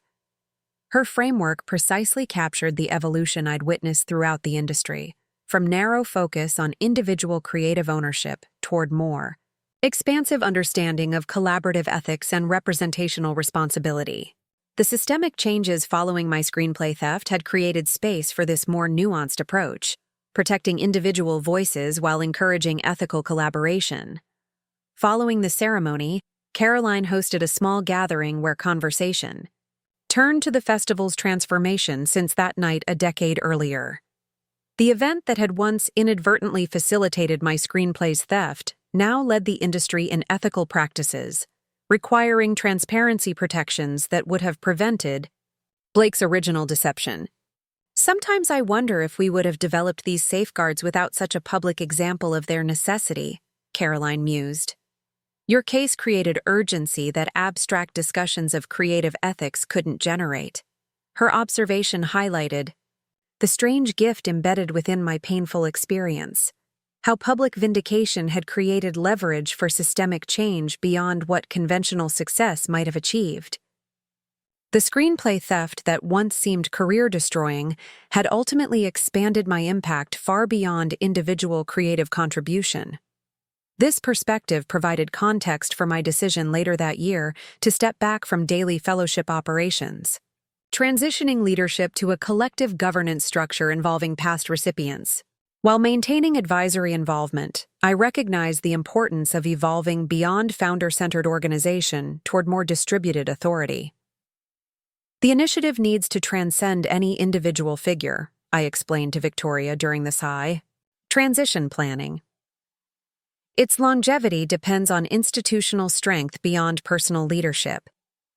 The fellowship's evolution mirrored my own, from individual response to personal injustice toward sustainable systems outlasting any single participant.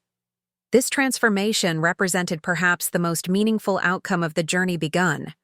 That night at the Northland Festival, when my name was called instead of Blake's. On the 10th anniversary of Beacon Shadow's theatrical release, I organized a private screening for those who had shaped its journey, from Marcus, who had covered the original festival submission fee, to the legal team who had secured its rightful attribution, to the cast and crew who had brought it to life, under its true authorship. As the film played in the darkened theater, I watched not just the creative work reclaimed, but the catalyst for transformation it had become. How a personal fight for creative justice had expanded into industry-wide reform, how individual vindication had generated collective protection. The screenplay about a lighthouse keeper finding redemption through confronting past ghosts had become a beacon itself, illuminating exploitative practices while guiding the industry toward more ethical alternatives. The story once stolen had found its rightful home, while creating pathways for countless other authentic voices to reach audiences without similar struggle. When credits rolled displaying my name as screenwriter, I reflected on the decade-long journey from that night of public vindication.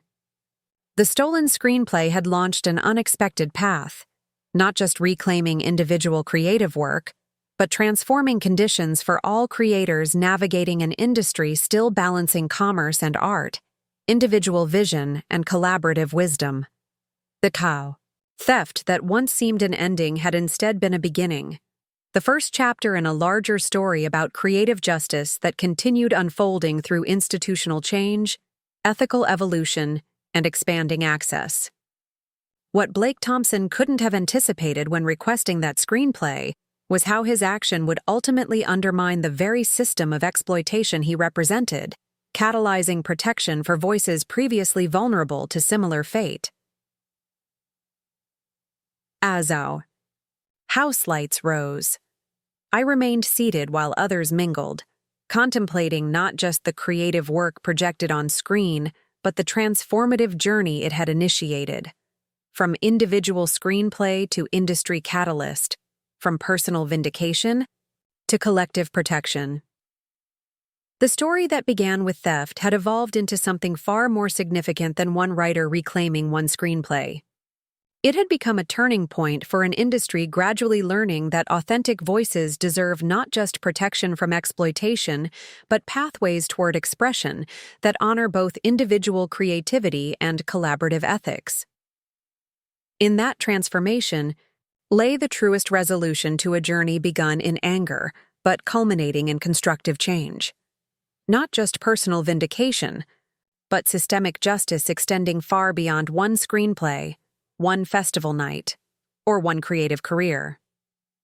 The lights had been called at the Northland Festival a decade earlier, but the story they illuminated continued unfolding, not just through my subsequent work, but through the protected voices of countless writers following paths made safer by that unexpected moment of public reckoning. Some stories end with clear resolution. Others become beginning points for continuing narratives extending beyond their original boundaries. The screenplay Blake Thompson stole had been reclaimed not just for individual vindication, but as the catalyst for evolving understanding of creative justice still transforming an industry, a craft, and the storytellers who practiced it. 10 years after my name was called at the festival, the true impact of that moment continued unfolding. Not through personal triumph alone, but through systemic change that would protect creative voices long after that pivotal night faded from industry memory. The call came on an ordinary Tuesday afternoon while I was reviewing applications for the 15th cycle of the Beacon Initiative. My assistant interrupted with unusual urgency. "The Academy is on line 1, she said, her expression suggesting significant news. The conversation that followed would initiate yet another unexpected chapter in a journey that had long since transcended its origins in screenplay theft. Thurkauf Academy was establishing a permanent commission on creative ethics and wanted me to serve as its inaugural chairperson, overseeing industry-wide protocols for authorship protection, collaborative standards, and ethical development practices. Your unique perspective bridging academia and filmmaking makes you ideally positioned for this role," explained the Academy president. "We need someone who understands both the creative and structural dimensions of these issues. The invitation represented institutional recognition of work that had evolved organically following my public vindication 15 years earlier. What began as a personal response to individual injustice had gradually expanded into comprehensive advocacy for creative rights across all industry sectors. That evening, I discussed the opportunity with Amanda, my partner of 7 years, a human rights attorney specializing in intellectual property in developing nations. She brought a complementary perspective to questions of creative justice that had shaped my career trajectory. "It's perfect timing," she observed from our kitchen counter, where documentation for her upcoming UNESCO presentation covered every available surface. "The fellowship has strong leadership. Your NYU program is self-sustaining, and you're current. Screenplay is nearly complete." Her assessment acknowledged the balanced life we'd built together: academic responsibilities at NYU, creative work through River Road, advocacy through the fellowship, and our shared commitment to global creative rights initiatives. The Academy role would integrate these threads while expanding their impact beyond individual projects. "It would mean spending more time in Los Angeles," I noted, mindful of our carefully constructed bi-coastal existence. Amanda smiled. "Our relationship survived a year of my fieldwork in Southeast Asia. I think we can handle your commuting to Los Angeles." Her reference to that challenging period, when her international legal work had required extended separation during our relationship's early stages, highlighted the perspective we'd both gained about professional purpose transcending geographical convenience. 2 days later, I accepted the Academy's invitation with specific conditions. The commission would include equal representation from writers at various career stages, with dedicated positions for historically marginalized voices. It would collaborate with existing advocacy organizations, rather than duplicating their efforts, and its recommendations would address underlying power dynamics rather than merely technical protections. These parameters reflected lessons learned throughout my post-theft journey. That meaningful reform required structural change beyond individual safeguards, that diverse perspectives strengthened rather than complicated ethical frameworks, and that established players needed accountability from emerging voices most vulnerable to exploitation. The Commission's formation garnered significant industry attention, with trade publications analyzing its potential impact on development practices, collaboration standards, and authorship protocols.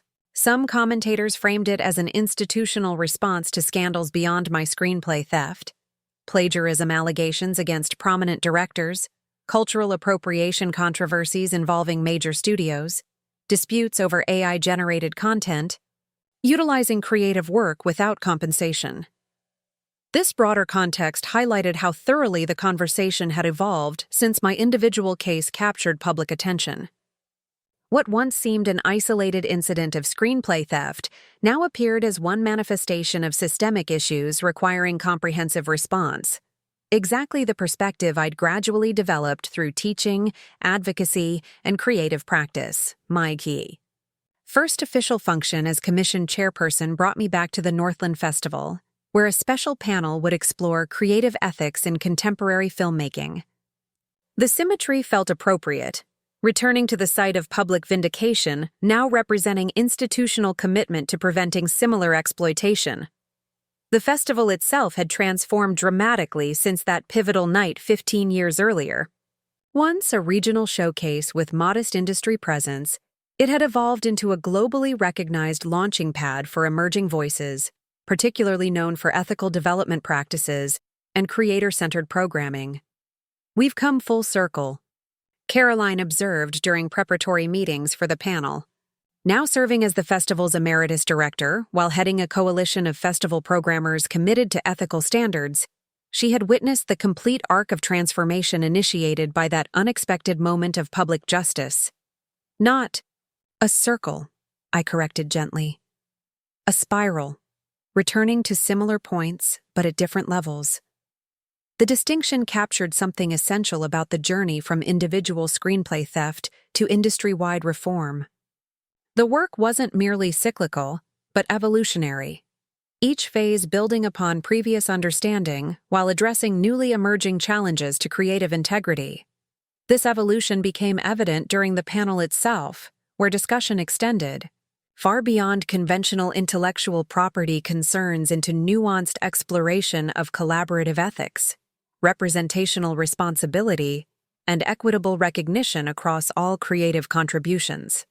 "The question isn't simply who legally owns creative work," noted a fellowship recipient now directing her third feature, "but how we honor the complex networks of influence, inspiration, and collaboration that generate meaningful storytelling."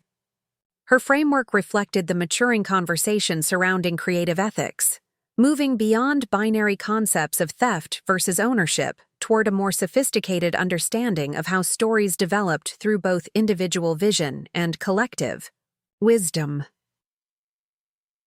Following the panel, a young writer approached with questions about a situation that illuminated this evolving landscape. His screenplay exploring his Korean-American family's experience had attracted studio interest, but development executives were pushing for a more established Korean-American writer to authentically polish the material. "They're not stealing my screenplay," he explained, "but they're questioning my authority to tell my own community's story because I'm mixed race and not fluent in Korean. Is this a different kind of creative theft?" His question highlighted how thoroughly the conversation had progressed beyond my original experience. The concern wasn't simple appropriation, but more subtle dynamics involving identity, authenticity, and who determined sufficient authority to represent specific experiences. Together, we explored strategies for maintaining his creative agency, while acknowledging legitimate considerations about cultural representation.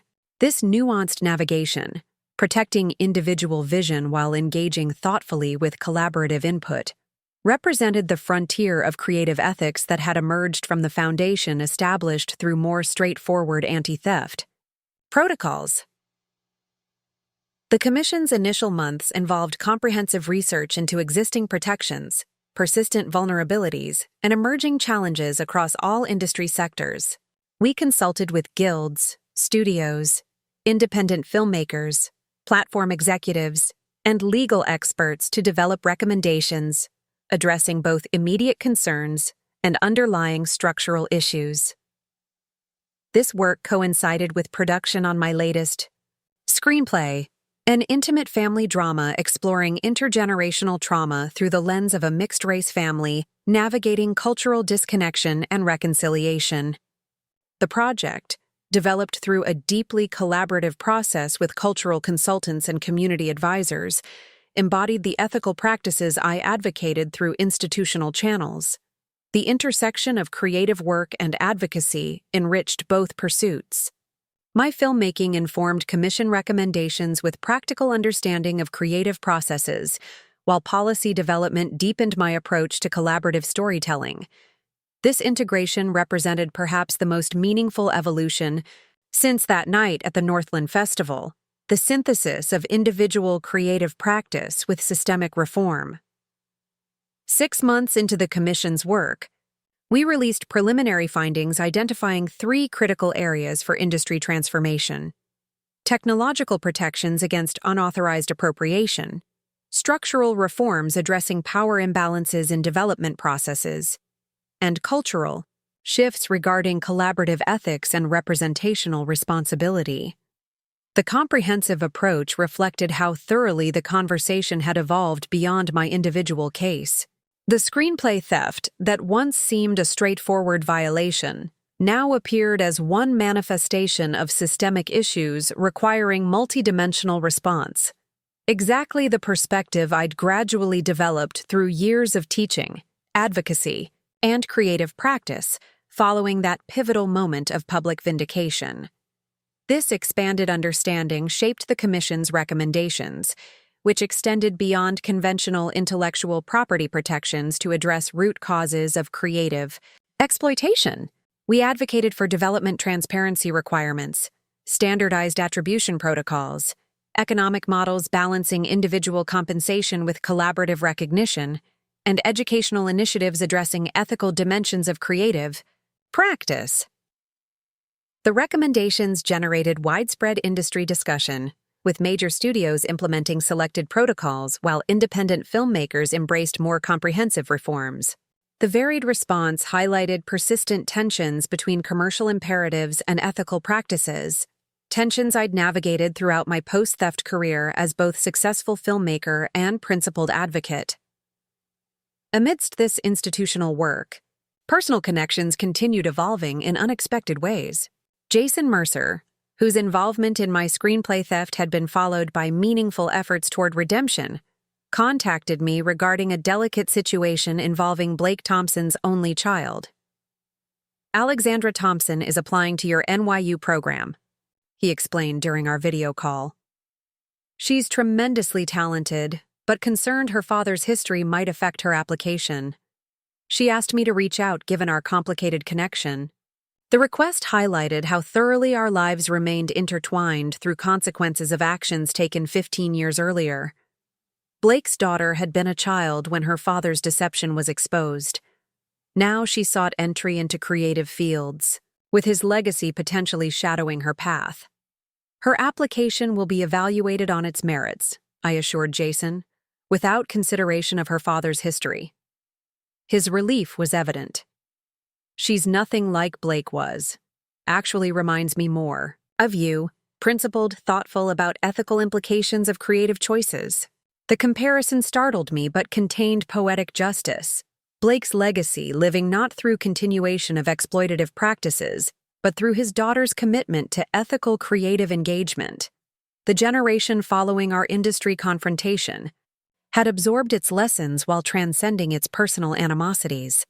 Alexandra's application indeed proved exceptional, demonstrating sophisticated understanding of creative ethics alongside genuine artistic promise. Her personal statement addressed her father's history directly, articulating how witnessing his downfall and subsequent attempts at redemption had shaped her commitment to integrity in creative practice. Her candor impressed the admissions committee, who accepted her with a partial scholarship. When she enrolled the following semester, we maintained appropriate professional boundaries.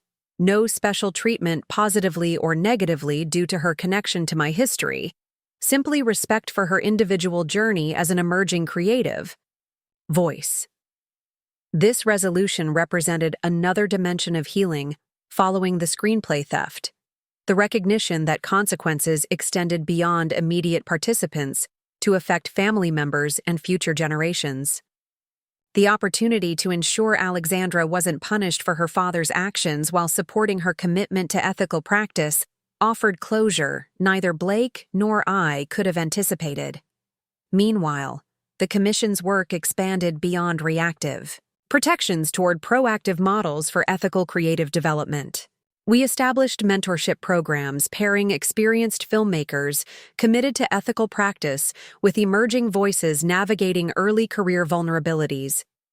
We developed educational resources addressing power dynamics, cultural considerations, and collaborative ethics for implementation in film schools nationwide. Most significantly, we created the Creative Justice Initiative, a confidential reporting system allowing writers to document development concerns before they escalated to theft or exploitation. This preventative approach reflected how thoroughly the industry had evolved since my public vindication 15 years earlier, from reactive outrage regarding clear violations toward proactive cultivation of ethical practice. This evolution became evident during a commission-sponsored summit, bringing together industry stakeholders from all sectors to address emerging challenges in creative ethics. The discussion extended far beyond conventional intellectual property concerns into nuanced exploration of AI integration, global collaboration across cultural differences, and economic models supporting creator sustainability. The question isn't simply whether creative work is stolen, observed a veteran studio executive during panel discussion, but whether our systems enable all authentic voices to thrive while being properly valued and credited. Her framework captured the expanded understanding that had developed since my individual case captured public attention, moving beyond binary concepts of theft versus ownership toward a comprehensive vision of creative justice encompassing access, equity, and sustainable practice. Following the summit, River Road approached me about a retrospective project examining the evolution of creative ethics through the lens of my unexpected journey from theft victim to institutional reformer. Victoria proposed a documentary exploring how individual vindication had catalyzed industry-wide transformation, potentially expanding awareness beyond entertainment sectors into broader conversations about intellectual property and collaborative ethics. The proposal prompted mixed emotions. While recognizing potential educational value, I remained wary of oversimplified narratives centering individual experience rather than collective action.